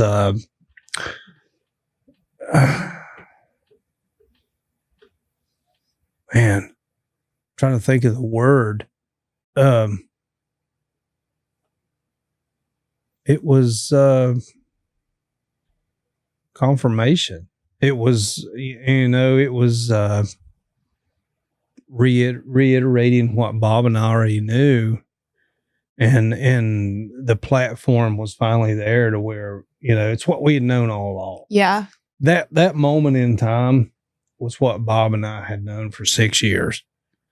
Sure. And to see that, I was like, just tip of the cap. There you go. There you go, Bob. Yeah. Yes, sir, man. Bring it home. Yep. And he did. And you know, sometimes that's just the way it plays out. That's not the way you draw it up. Yeah. You know, if we'd have had a strategy going in, would that have been on the board? Who knows? I don't know. But as it played out in front of everyone, so that's how you know you get a fair shake. Yep. That was not predetermined. That was not pre-designed. It was just the way the trial played out. And, you know, she got as fair a trial as anybody will ever get. And was very fair. And, Again, the evidence Oh yeah. is just so compelling and overwhelming. yeah. Well, the evidence You that just they got to get it in. Yeah, Truman didn't even object. He's like, "Yeah, spout the crap. Yeah. You know, whatever Yeah. you want to spout." I mean, the evidence that was admitted but not discussed. I think I was glad that the when the juror came in and mentioned that they saw all of and that it was so overwhelming. Yes, that's what And I was saying when I left. Just get the evidence in there and they can Yeah, I was decide. like, just because I forget one of the last questions that they asked me on crossing, like, you don't have any direct evidence, and I was like, I said, yeah. I said the text messages. He's like, you're speculating. I was like, no. I said, there's thousands of pages, and that's true. That's a true statement. Mm-hmm.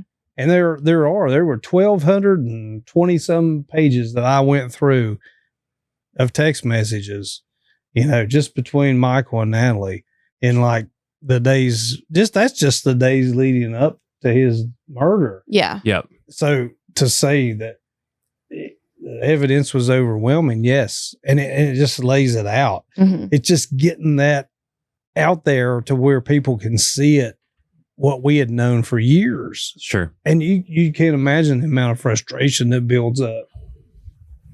And the jury came back pretty quick with the guilty, but they did split the text messages up. We heard from one saying that that's where we learned about the utility bill. Mm-hmm. And we'll address the other one too, which may be an elephant in the room, but and you know what I'm getting ready to say, but it's the they're on to me about Mike text. Yeah. Which does it exist? We haven't came across it. I don't know. I've heard that. If I see it, I may. I don't. That doesn't ring a bell. Bob and I have talked about it, and sure, we. I'm not saying that they didn't see something like that, and it may have been taken out of context too. You got to keep that in mind because we knew the whole context from for years. Yeah, they're looking at a snapshot maybe of some text and there's just so much. It's hard to tell like how you're feeling in that moment and you misinterpret things. But also I think the context thing, I think maybe something like that was seen and then it got misconstrued maybe. I don't know. But I mean, there's over 700 pages that that are admitted into evidence. You guys had, I can't even think of a number of more that you had to go through. It was crazy. Between that and the bank records, the medical records, the defense obviously made a big issue out of all the amount of discovery. Yeah. And I was sitting there thinking, they made tons of issues about discovery. Yes. And I'm sitting there thinking, me and Bob went through it in about 3 months. Yeah. While we were still doing interviews, while we were doing that. I don't have any sympathy for you at that point. I'm like, and we were trying to, I was trying to remodel a bathroom at home. Life still goes on. Mm-hmm. Sure. And that's what people don't understand. Yeah. To that point. So when that October, I think 2024 is when it came out that there was evidence that was missing, that the discovery. Did you sit down with Stanley to go through the files to see what hadn't been copied over? I don't know where all that happened. I suspect, there was obviously some movement within the prosecutor's office between, you had Kristen Keller was there, then Ben Hatfield was there, and then he left. Yeah. So all I could ever tell him was, look, here's the discovery I gave you. Yeah. And I documented that, here's this, here's that. The investigator who did all of our digital forensics, Jeremy Thompson, he's South Charleston PD officer, but he was assigned to the Secret Service task force at the time. He was a digital forensics expert. I said, here's his. I even had him. He sent his stuff. I don't know if he hand delivered it. So we took painstaking measures to make sure that everything that we had was there. Sure. And record keeping inside an office, I know, gets complicated sometimes. I get that. So I think the defense pounced on that because there was such an amount of information, and it may have came to them fragmented. Right. They wanted more time after that. Yes. And I understand that. I do. I understand that. But at the same time, I have no damn sympathy. Yeah. They'd had the case for years. Me and Bob went through every bit of it. You know, and so if your complaint is you don't have time or whatever, too bad, so sad. Yeah. No, I got you. I got no time for that. Sure. And there wasn't really anything monumental in those files, was there? Well, we don't know. I don't think we really knew what the files were. I think I remember talking to Tom about this, and he said that, like, you know, we don't know how many of the files were duplicated elsewhere, if they were even like pertinent details. It was just and I mean, the defense even said like it wasn't a purposeful error, is what I mean. They didn't go after and try to, you know, to get a mistrial or anything like that. So I don't think we're ever really going to know what exactly was in the quote unquote missing files. But, you know, I think there was no missing files. Right. It just, they weren't the missing. Files that they didn't transfer over. Yes. Right. Or however. Yeah, I think that's just urban legend. I don't think that. Oh, really? There was no. The way Truman described it, he described it was some kind of a hard drive. Whenever he said that, whenever like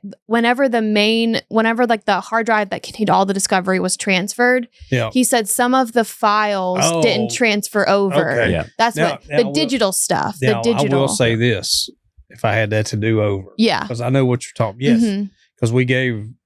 Like the prosecutor's office a hard drive of everything. Yeah. You know, and then followed that with a supplemental because of some stuff that came in late. But that was it. Yeah. Gotcha. If I had it to do over, I would put it on 2 drives, and I'd have handed one to Matthew, Victor, or whoever. And here's one, and Tom or whoever his not. And that's not it would have just been easier on both parties. Sure. I imagine what happened was they tried to put it on a drive that wasn't big enough to hold. I just never. No. I just think that the turnover in the office made it difficult to keep up with who had what and where it was at. Yeah. I mean, essentially the whole office changed. The main thing is it was all there. Everybody had everything. Yeah. That's all that mattered. And that's what I told Tom at the end of the day. I said, the main thing is, I said, everything that we had, you have. Everything that you have, they have. Perfect. That's all that matters. Yep. And he's like, yes. And everybody agreed on that. It became way more fragmented, I think, over time than it should have been. And then again, like Mr. Victor said so many times, it was a gargantuan amount of evidence. Right. Yeah. Well, and he's correct. He's correct on that. It was. I'd never had a case with that much digital evidence. You know, when I say digital, I'm talking just pages and thousands of pages of medical records. That's just for one person. Sure. So I get it, but at the same time, I don't have any sympathy for saying, well, I haven't had time, or I haven't had time to really look at it, or it's disheveled. It didn't come to us in order. You know? Yep. Bob Heinzman is the organizational savant. You know, he organized that, and we had it, and we went through it because that's what we do. Yep.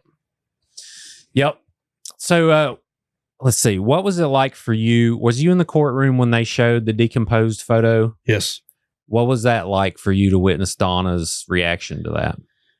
I hated that she had to see that because I attended the autopsy at the first exhumation, and I knew the extent that the decomposition had set in, and you know, having spent a day today with my own daughter. You know, yesterday was her birthday, and then we spent a great day together today. And to think about a mother having to sit there and see the remains of her child, man, that's just that was unnecessary. I thought that was completely unnecessary, and why, I don't know. But it didn't help them out. No. Well, because they were trying to show, like, okay, look how much decomposition happened. You don't know if there were tumors on his pancreas. Well, that photo was admitted into evidence too. Yeah. So the I mean, not only did we see it in the courtroom, did Donna see it, did everyone see it? The jury saw it on deliberation. Sure. As well. Yeah. And thought about that moment probably. Like, I'm sure they did. You know, which, I mean, it don't matter, but it kind of matters. Like, because if you witness that, you're like, oh my goodness, why in the world? And then it just kind of amplifies the actual evidence. Mm-hmm. You know what I mean? I don't know if that makes sense, but no, I get what you're saying. I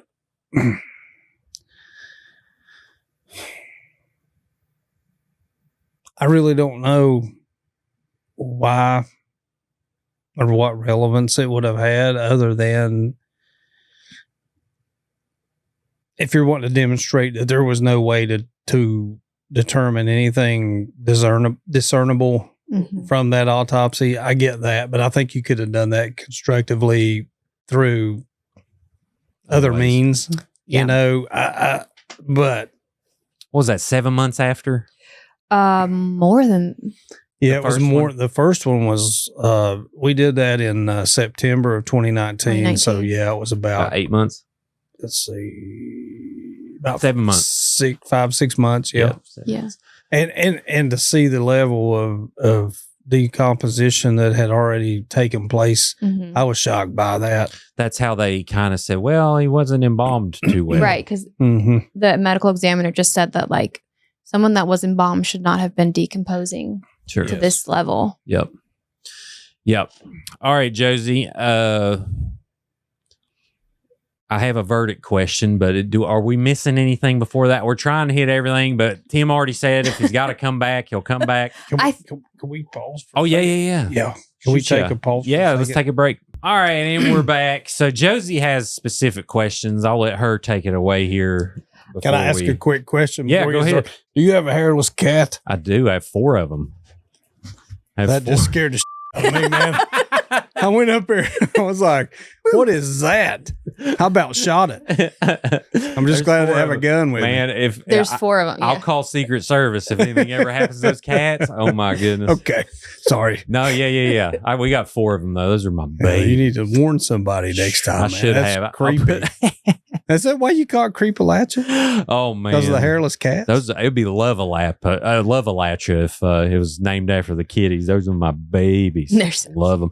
I can't walk by a room where the fat noodle, her one's named Noodle, the biggest one, and I got to stick my face in her belly and sniff for at least 10 minutes, and I can't get nothing done all day. It's just what I do. Now, I don't feel that's weird.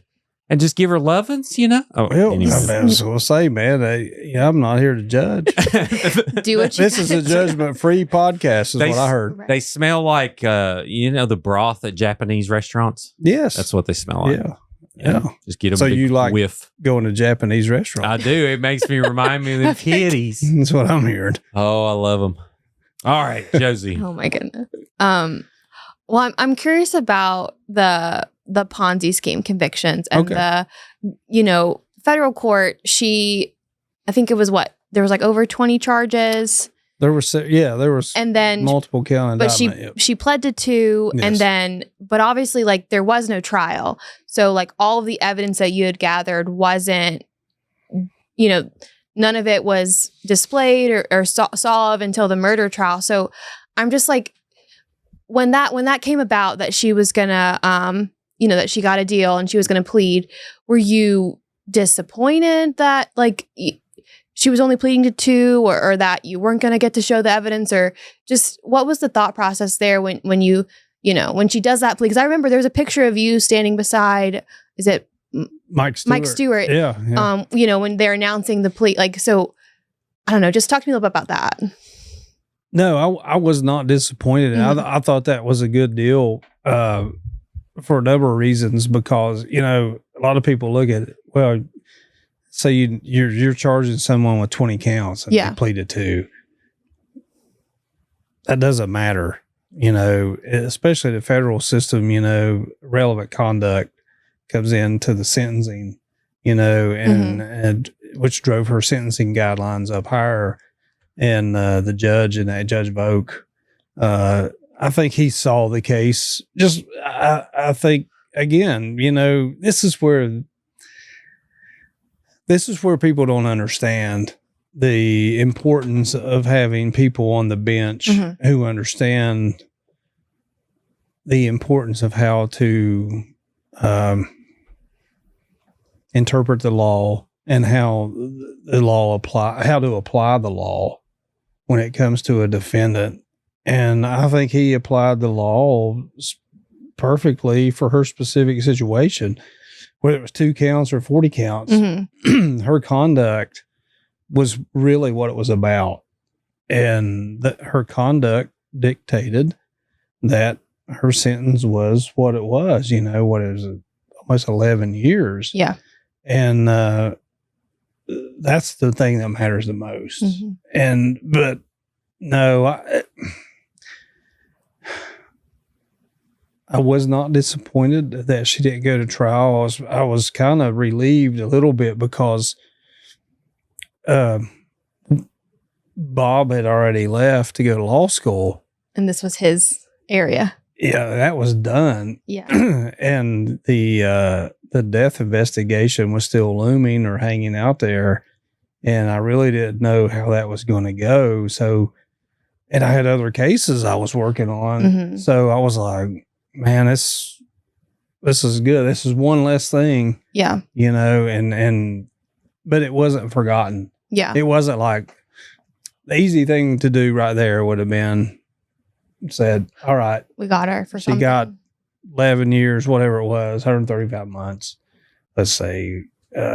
And all right, well, but Michael Cochran is a person. You can't to just say, all right, she got 11 years for stealing some money. No. She took another human being's life.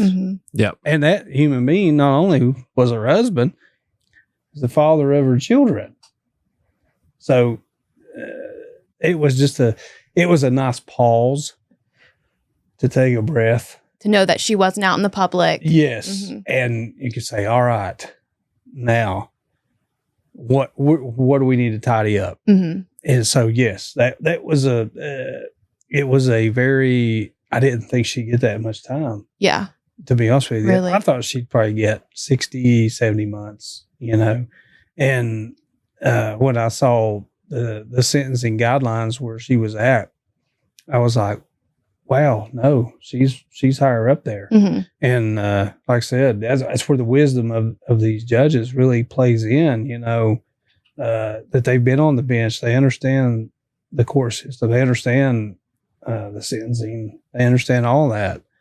And you have to kind of, again, tip your cap. Yeah. Say, yes, thank goodness there's people in place who understand the importance of those positions.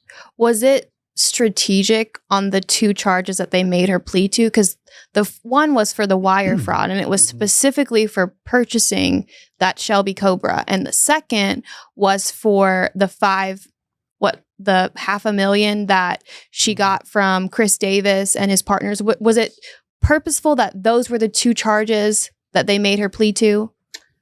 I don't remember if there was any like strategy involved in that. I want to say no, but I may be wrong, at the time. But as far as strategy is concerned, it would have had nothing to do with the subsequent charges later for Michael's death. But I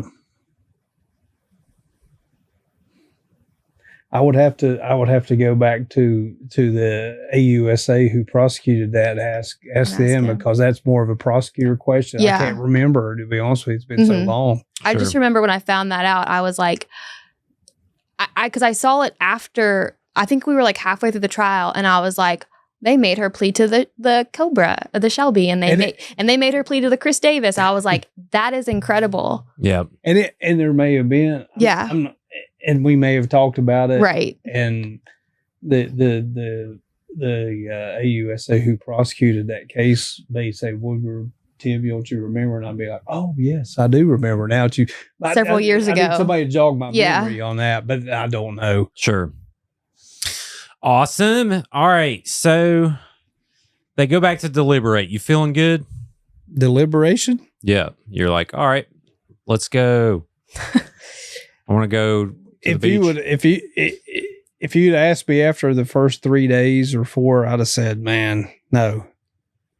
But again, back to what I said earlier, having sat there and watched the jury be attentive and pay attention to the testimony, and I felt like they understood the case. I really did. So when they went back, I remember thinking, and I told Linda that night, I said, the night before, I said, I think the jury will get the case tomorrow. And I said, at this point, I said, I can live with it either way. I said, obviously I'm going to be let down because I know what she did. Right. But at the same time, there's nobody that's more of an advocate and proponent of our system of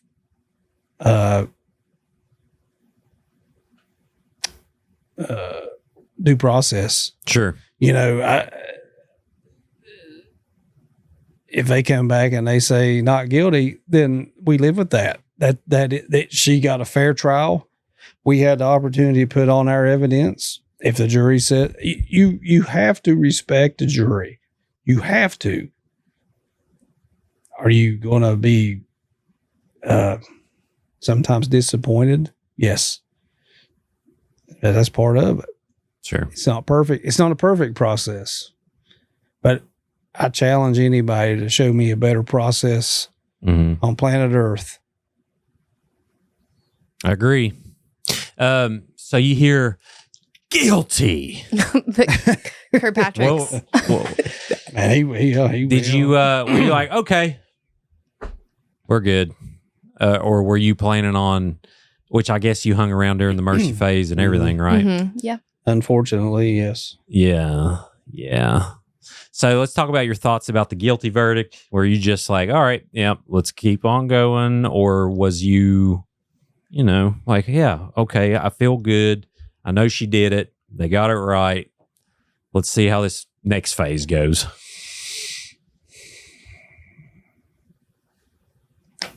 I know people probably don't believe this.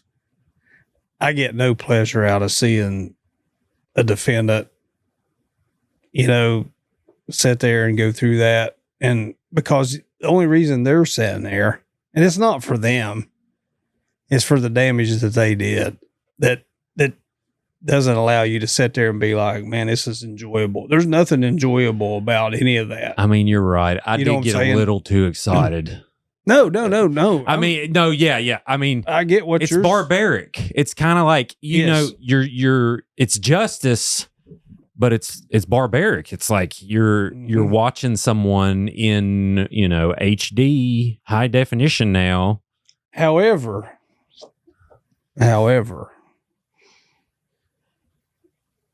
it's almost like when they returned that verdict, it's almost like Michael Cochran was able to sit up on the couch that day and say, gotcha.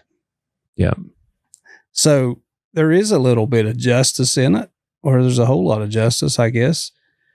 But there's a lot of mixed emotions in there that we can't allow ourselves to become barbaric. Yep. We have to respect the process. The process says this. Okay, the jury says she's guilty. We don't go out and dance in the street. It's almost solemn, really. Does that make sense? Yeah. Yeah. Well, when you think about the kids, it's like, yes, this sucks. Well, yeah. You think, again, I come back to Michael Cochran all the time. You know, we're here because a man's life was taken from him. But it's almost also a celebration of who we are, that we know how to hold people accountable for this in a humane way, and also display to others that if you do this, you're going to be held accountable for it. Yeah. And that's what Bob and I have talked about, you know, for years. It's not about the verdict. It's not about the punishment. It's about the accountability. If people don't know that there's accountability, they're going to do whatever the hell they want to do. Yeah. I mean, you don't have a society if you can't. Exactly. It's chaos. Yeah. So that level, when people see that level of accountability 6 years removed, you know, we're conditioned to see things resolved within 40, you know, there's a show, 48 hours, you know? Right. So we're conditioned to see things instant gratification. Yep. This was not instant gratification. You know, this was not. It was not a rush to judgment. It was not any of those things. But what it was a testament, I think, to exactly how tried and true that our judicial process is in America. Oh, yeah. It felt like watching you, obviously, like, you know, for Donna, it was incredibly emotional to get that guilty verdict. For the Davises, for the I mean, all of the victims, it was very personal and overwhelming. But like watching the prosecution, you know, Tom and Ashley and you and Bob and all the other support staff, it was like, it almost felt like you guys, like it was like a sigh of relief. Not just that you got the guilty verdict, but that like that piece was done now. Yes. Like it just seemed like there was like a weight lifted off. Because I remember, you know, obviously as soon as it was done, all of the press was, you know, jumping on talking with Tom and Ashley, and then with Matthew and Stanley. But I just remember too, like when I approached you, like you were just like it was like not like shock, but just like trying to absorb it all. Yeah. But again too, but it was also like, it was that relief. Yes, relief. Yeah. Yeah, that's a good word. And it's not relief because you got the verdict you wanted. It's just relief that there's been a resolution. Sure. You know, sometimes that lack of resolution is more damaging than nothing. Then get the resolution that you don't want. You know, you're going to be dissatisfied. Yeah. Or you're going to be unhappy, maybe if it's not the outcome you want. But at least you know there's an end. There's a definitive end. And, you know, I've never been in the shoes of Donna and Eddie or Michael and Patricia. I've never been there. I don't know. And I hope I never am. And I don't mean that in a bad way. Well, who would? Exactly. Yeah. So to say that, but to know that I look at their face and I see that they know now. Yeah. They have an answer, whether or not it's the answer they want. I've been in trials where it wasn't the answer they wanted. Sure, but still, you have an answer. You have a resolution. That's the process. That's due process. And it's, you know, it's been around, you know, for what? since 1776. Since we were formed. Yeah. Yeah. And I stand by it. It doesn't always work out in your favor if you're on the wrong side of it. Right. But again, I come back to I don't know how anybody could ever say that this was not a fair trial because it was. I mean, Yeah. it was done good. It was done properly and. 100%. Yep. So, is there anything particularly that sticks out to you about the mercy phase that you want to talk about? If you don't mind, turn that mic towards your mouth. Sorry. Nope. Yeah. Sorry about that. You're doing great. Yeah. You're doing great. About the mercy phase. Yeah. Like, because we spent the first morning kind of, that's when to me, it felt like there was some shade being thrown at Michael. Oh, and Donna. And a lot, yeah. And there was, particularly with Daphne's, again, the kids, there's no, like, I don't even really want to talk about, like, that's their experience. Yeah. But with Daphne in particular, it was very odd. We went into this world of, like, we was talking about these African towns and providing water and doing all these things. And she was talking about the things she has done. And it was just an odd, surreal experience for me. So I was just curious if anything jumped out to you particularly about that. Everything you just described. Yeah. Yeah. I that was the most bizarre piece of, I don't even know what you'd call it. It's a testimony. It's recitation. Whatever it was bizarre. And it was. That's when I learned about war dogs first time. She brought it. I was like, I swear to God, I thought about war dogs before this. Well, and it was, she said it. Yeah. Well, you go from the day before, you get that relief, you get the guilty verdict. Yeah. And then the next day, it's like we're rewriting history. Yeah, we're back in there. I've been through a lot of murder trials. And that's the first time that I have ever been through one that had that phase. The ones I'd always been through, when they delivered the verdict, the recommendation on mercy or no mercy was handed out at the same time. Yeah. So I'd never been through that. In 28 years, I was like, well, this is new. And it was very unpleasant. I would recommend to our legislature, if anybody cares about that they change that to where just make it to where the jury has to decide. That was painful for everybody. Mm-hmm. It was an exercise in futility. I think when the jury came out there, their mind was already made up. I think if they'd had the option, and I can't speak for them, but just looking at their faces while they were sitting there listening to that bullshit, I think they would have just been like, man, what are we doing? They were upset, especially with all of the objections from Victor. Well, the one told them they were going to be judged by Jesus and all kinds of stuff. They were visibly upset to be after all that work they'd put in. It's unfair to the jury to have to sit there. I think it's because, like I said, it's a toll on me as an individual, as an investigator. But now you're sitting there, you're let's say 23, 24-year-old person. Oh man, I love you, dude. I wasn't talking about you. Oh, okay. Hypothetically. But you do look rather young. Well, thank you. I appreciate it. You do too. I didn't mean it about the hat. Apologies. But I'm just saying, if you're sitting there as a 23 or 24-year-old individual, you may not even be you may not even really have a full-time job. Sure. But you're sitting there judging somebody on whether or not, one, if they killed somebody or not, and then two, if they're going to ever have a chance at freedom or not. Yeah.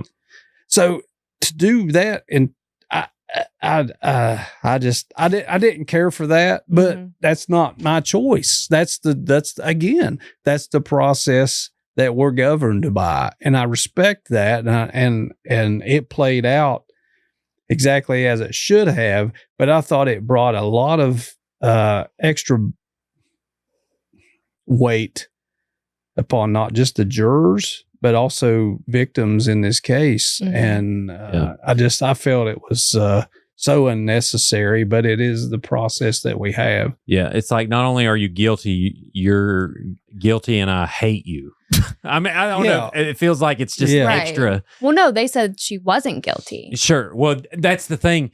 was I was just- saying when I was listening, I was like, y'all got to say she done this because she ain't going to get it. And then the Yeah. first juror that came in was like, I was thinking mercy. If they would have said, like, she did it, please, she's a mom. Because in the way I felt, I was like, if whatever they decide, it's totally up to them. I don't even. I think if she'd have came in and pled guilty, she'd have got mercy. Sure.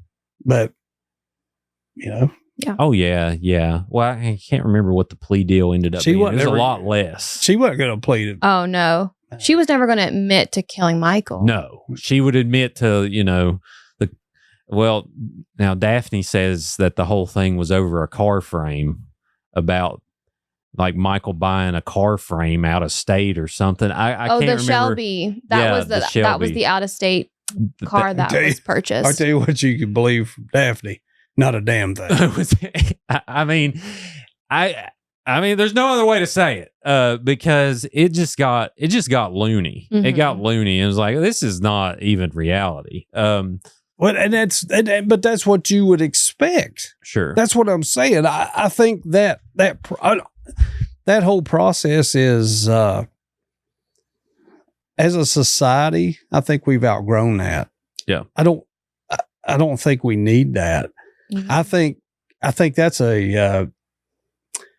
it's dismissive to the intelligence of the jury. If you're respecting 12 people to go in that room and decide whether somebody is guilty or not guilty of one of the most heinous crimes you can think of, to say that they're not capable of deciding whether they deserve mercy at the same time Mhm. is dismissive to their intelligence. Isn't the typical process, doesn't the judge sentence? The judge, so in West Virginia, and you can correct me if I'm wrong, but like when it comes to sentencing, the judge doesn't really have a say in most cases. The legislature sets like the sentencing guidelines. So say like for the charge of like robbery, it's 1 to 4 months. The judge, a lot of it, it's like intermittent. The judge says, okay, I'm sentencing you to 1 to 4 months per the guidelines. There's some charges where the judge can have a little bit more say, but for the most part, they just have to impose the sentence that the state code allows for that charge. Okay. And so that's what was the case with the murder charge is it's that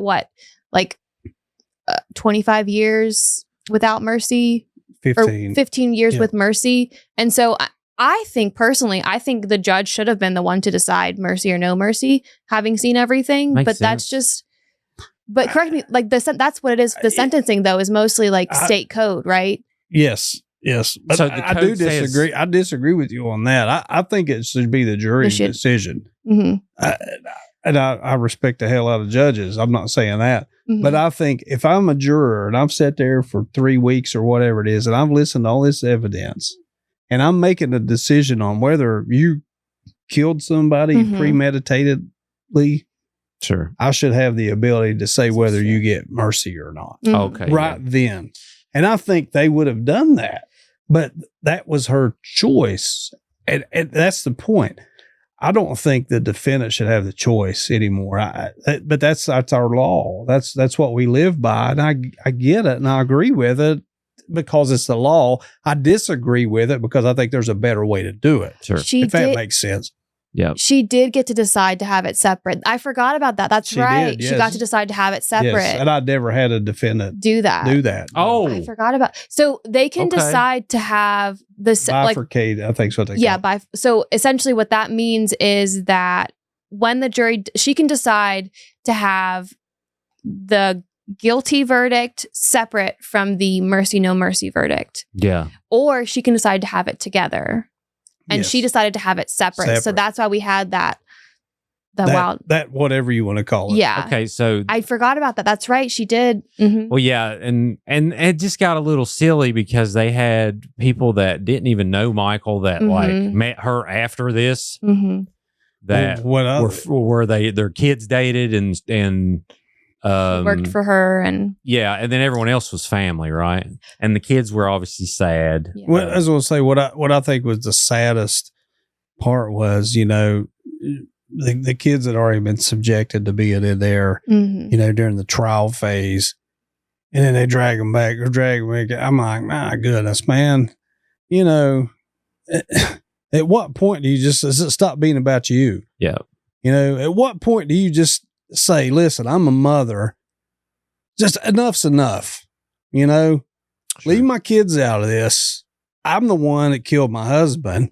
They had nothing to do with this, but no, parade them in there time and time again. Yeah. Mom's up there talking about Pastor whoever over in wherever he's at in Africa. And I'm like, for the love of God, man, this is just ridiculous. Yeah. I mean, I agree. But she loves those dopamine, son. That's her Facebook likes right there. It's like, oh yeah, this is great. Everyone's talking about me. But then we think that she told her family to leave for the evening for that. Yeah. None of Natalie's family, none of the people who spoke in favor of Natalie getting mercy were there when the prosecution's witnesses. What I thought was one of the, and this is just a side note, you talk about people not being there, they were going to have people testify for Natalie. You talking about Tradeway? Maybe. Oh, sorry. Okay. Which one? One? I was getting that Lacey. Yes. I was going to ask you if you Miss thought there Notary. was... She used to notarize stuff for Natalie. Right. Yeah, but she failed to appear at the moment of truth. Maybe she saw the light, I mean, that's the thing is like, I don't want any of those people to think, because, being manipulated obviously sucks. Now to this level, it's like, Super Bowl level of manipulation, but, you got to let them know that they're welcome to come back to the light. Like, you're welcome to see the truth and go back to figuring out how to live with that and live with your life. So maybe that's what happened, but I don't know. It was odd timing for her to have a conflict in her schedule. And then not to pursue it. It wasn't odd at all to me. Right. It's telling. Right. Yeah. I mean, yeah. I mean, but the reason could be a variety of things. But bottom line is, if she wanted to support Natalie, she probably would have been there. Now she was there for the Ponzi scheme, right? Didn't she read a statement for Natalie? I think so. I think so. Yeah. I was there. It wasn't a statement for her. Was it just like a victim? Basically, from what I understood, they all just went up and read a statement. Yeah. There was no objections. Everyone got to say whatever they want. Right. And then, I think that she supported her there, from what I remember. But I'm sure she did. I can't remember off the top of my head, but I was there, but I just can't remember. It's just been too long ago. But murder's a whole different exactly thing. It's like, yes. Do I want to? Right. Yeah. Like, do I really believe I should do this? Yeah. If I'm just supporting you because I think you stole $50 from the Little League, that's one thing. But murdering your husband, that's. And plus, they were friends. Like Lacey and Thomas were good friends with Michael, from what I understand. Mm-hmm. So yeah, I try to give people benefit of the doubt, but some people eventually cross that line. But hey, I'll use another Bobism, and maybe I said this earlier, so if I did, I apologize. But he has another great phrase that he coined, and Ashley used it in her closing. And Natalie Cochran involved everyone, but she included no one. Yeah. Oh yeah. Yeah. You know what I'm saying? Yeah. Yeah. I believe that. Yes, and I had to think about it myself. I saw your eyes. You're like, well, maybe, but yes, I had to think about it. But I was like, you're spot on, Bob. That is exactly what she did. She involved everybody. There was a lot of moving parts. Mm-hmm. Everybody was involved, but nobody was included in what was really going on. Sure, except her. Yeah. And then when Michael was about to try to interject himself or stop it, yep. That'd have been the one thing that And, who knows? Maybe she didn't want to get divorced. Maybe she wanted to be the grieving widow. Well, who knows? But it pains me to think she only cared about herself. That's evident. Yes, it pains me to think that you get to a point, how a human being gets to a point in their life where you think that the best option, not the only option, that the best option you have to get out of a situation you're in is to kill another human being. In this instance, your spouse. Yeah. How is that a good decision? It's a different world. It's people that are wired completely different. And that's why it's so shocking. I think that's why people, I don't know, love true crime stories, is because it's so different than what they understand. And you're just curious of like, how does someone twist into this dark world? But here's the thing here. And here's the part that I think a lot of people who do like true crime and who do follow stuff like this, they don't understand. They see it as something on their screen. They see it as some story they're reading about or whatever. That's not the case. It's a real person. It's right here, maybe beside of you today. Ask Chris Davis. Yep. You know what I mean? His take on it. He's got a great perspective on it. That was his best friend, and he watched this happen right in front of him. Sure. So that bothers me that society has desensitized themselves to the point that it becomes a story. It's not a story. It's a human being. It's a human being's life. Yeah. And another human being, maybe somebody very close to them who they trust. This is a betrayal of trust is all this case is. It's all it is. She betrayed his trust. And then when he was about to find out about it, she killed him. Sure. Period. Bottom line. Mm-hmm. That's as simplistic as I can put it. Yeah. But to think that people are getting desensitized to stories like that bothers me because it makes it easier for the next person to do it.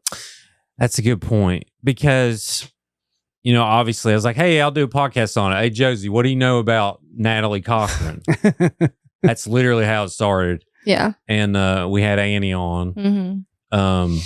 So that's when it's kind of introduced to it. But yeah, that's like I try to approach it empathetically, but also I think it's important to talk about. Yes, and I'm not. No, yeah. This is a great conversation, and I'm not. And yes, I applaud you for what you're doing because it brings attention and allows people to bring that human part back to it. Because I think that's what gets lost is people forget this is a human story. Yeah, this is a story about real people right here, not in California. Not in New York, right here. This is where it happened, right here. That's why we're talking about it. Sure.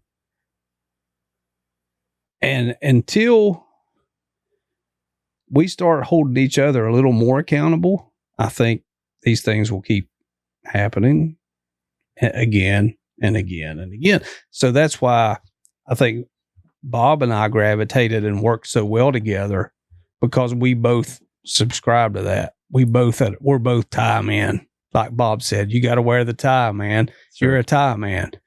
And he's exactly right because that means you're all in. You understand the importance of the work you're doing.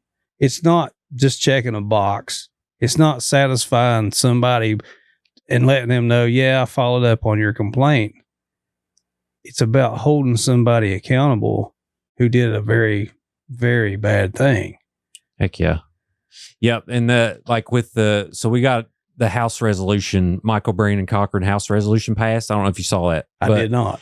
So it got lowered from a law to a House resolution, but it's a great first step to have that done this first year. Yes. So that's kind of how I see it is a lot of people don't know about insulin killing people, and this stuff happens all the time. I got a story forwarded to me from, I think it was Utah. Yep. Just happened.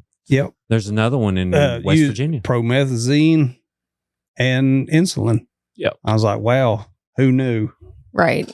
Well, the one in Natalie knew, Clarksburg, apparently. Clarksburg was literally, I think, 2019, Mm-hmm. and it was the VA case, And it was the same doctors. That's where I got Uribe and Yep. Krieger's Krieger name. from. Yeah. Yeah. I followed that case closely, and I saw the insulin component in it. I was like, and I started following it, and I was like, man, this is interesting. So I reached out to the U.S. Attorney's office, and I was like, hey, did y'all have consultants, medical experts? Yes. Here's their contact information. And the rest is, and the great thing about Uribe and Krieger is they work independent. It's not like us sitting here right now. Yeah. And we get at the case file and we go through it. Sure. No. They did it all. Let's say you're Krieger, you're Uribe. You get it. You do your business. We don't talk. Exactly. Yeah. And then you compare, and They aligned so much. spot on, Mhm. man. And It's like a double blind test, kind of. Yeah. but again, that's the process, and it's fair. Yeah. I can't help it that you killed your husband Mhm. and you're sad about getting caught for it. It's not that. I guess that's the frustration I have for the whole damn thing. She's not upset that she killed her husband. She's not upset that her children's lives will probably never be the same. She's upset because she got caught. Yeah. That's the bottom line. Mhm. And mommy's going to take it out on me. Everybody wants to blame me or Bob, whoever. Hey, look in the mirror. That's what I say. Yep. Yeah. Man, that's an interesting way to look at it, because it's like, I'm just trying to do my job. I'm trying to, you know what I mean? Like with you, like, it's like, I'm trying to do my job, do the right thing. Here's the evidence. You can see she did it, and you're still going to blame Me. Or whoever. I'm the Yeah. scapegoat. Sure. Yeah. You're going to blame me for doing my job? Because you're not her. Yeah. Anyone, like, it's Because like I don't believe Natalie. fingers Yeah. going. Oh, you don't believe Natalie? Oh my God. Mhm. It's How dare you, Tim? It's so sad, because the older kid, like, from what I understand, and we don't have to dive too much into it, but like Chuck and Wendy don't, like, no one talks from what I understand. Hopefully everyone will get together eventually, but I don't know that for a fact. But, you read things, you see people, and you're like, oh, well, they know them. From what I understand, the family has had a grenade dropped in it, and I don't understand why it's for this lady. I don't get it. It's like, I don't you either. can love her, but you can say she's a murderer. Yeah. That's not saying don't love your kid. Here's what I say. And I've said this before I even knew about this case. Like I said, I had a great day today, man, and spent the day with my daughter. Her birthday, she turned 24 yesterday. Happy birthday. Shout out to Haley. I love you. Happy birthday, Haley. And we spent a great day together. But if she did this, the first thing I'd do is I'd say, if you did it, you need to own it. I will love you, and I will support you. If you got to go to prison, I'll be right there. I'll make sure I'll never turn my back on you, but don't you lie about it. Own it. Mhm. If you was whatever reason you had to do it, if that's what you felt you had to do at that time, explain it. Yep. But don't you sit there and lie and blame other people, because that's a coward. That is a coward that does that. Yeah. That's what's caused every war. When you say, oh no, it's Yep. fine. Yep. Y'all didn't do nothing wrong. You know what I mean? You got to Yes. call it out. Yes, absolutely. Phew. What do you think, Jozy? Thank you. We got to talk for 2 more minutes. We're almost at 4 hours. Okay. Well, what's next now? Yeah, what's next? You got the case done. You can finally play some actually be golf. retired. Do you play golf? I do. you But play- not well. Do you play Glade? Ever? Maybe. Man, let's go, son. Let's You go. play golf? We did. Oh, yeah. I golf 3-4 times a week when it gets warm. I got to check Linda's schedule. Linda. Yeah, I don't golf without Linda. Yeah. Well, I'll golf with Linda. I'll watch her chew your ass. It don't matter. You watch her beat my on a golf course. Yeah, that'd be a good time. She's got a boom driver. Oh, yeah. She can smack it. What does she play? Oh man, she's hitting the paradigm right now. Oh man, so y'all got nice stuff. I got the stealth. I got the stealth irons and TaylorMade. Yeah. Love it. Yeah. Well, Mr. Bledsoe, thank you for your work on this. I mean, you all were just the utmost professionals. I know me and Jozy talk about it. Like if we didn't have someone as professional as you and Heinzman on this, I don't think we would have won it if you all weren't inquisitive and, letting the facts lead your way. I don't think, and thank you, Natalie. Appreciate you doing so much bullshit to get caught. So, well, it goes back to Bob's statement about being a tie man. If you're going to be a tie man, there comes a lot of responsibility with that, know, and you gotta follow through with your work. Yeah, you got to be thorough, and but that's the way we were trained. I honestly expected you to show up in a tie because that's all I'd seen from the trial. I was like, oh, he's a normal guy. Like, man, I'm so done with the tie. Yeah. But Bob's going to be pissed when he watches this. He's going to be like, damn it, Tim, you didn't have to wear a tie on. This is perfect. But it's perfect. No,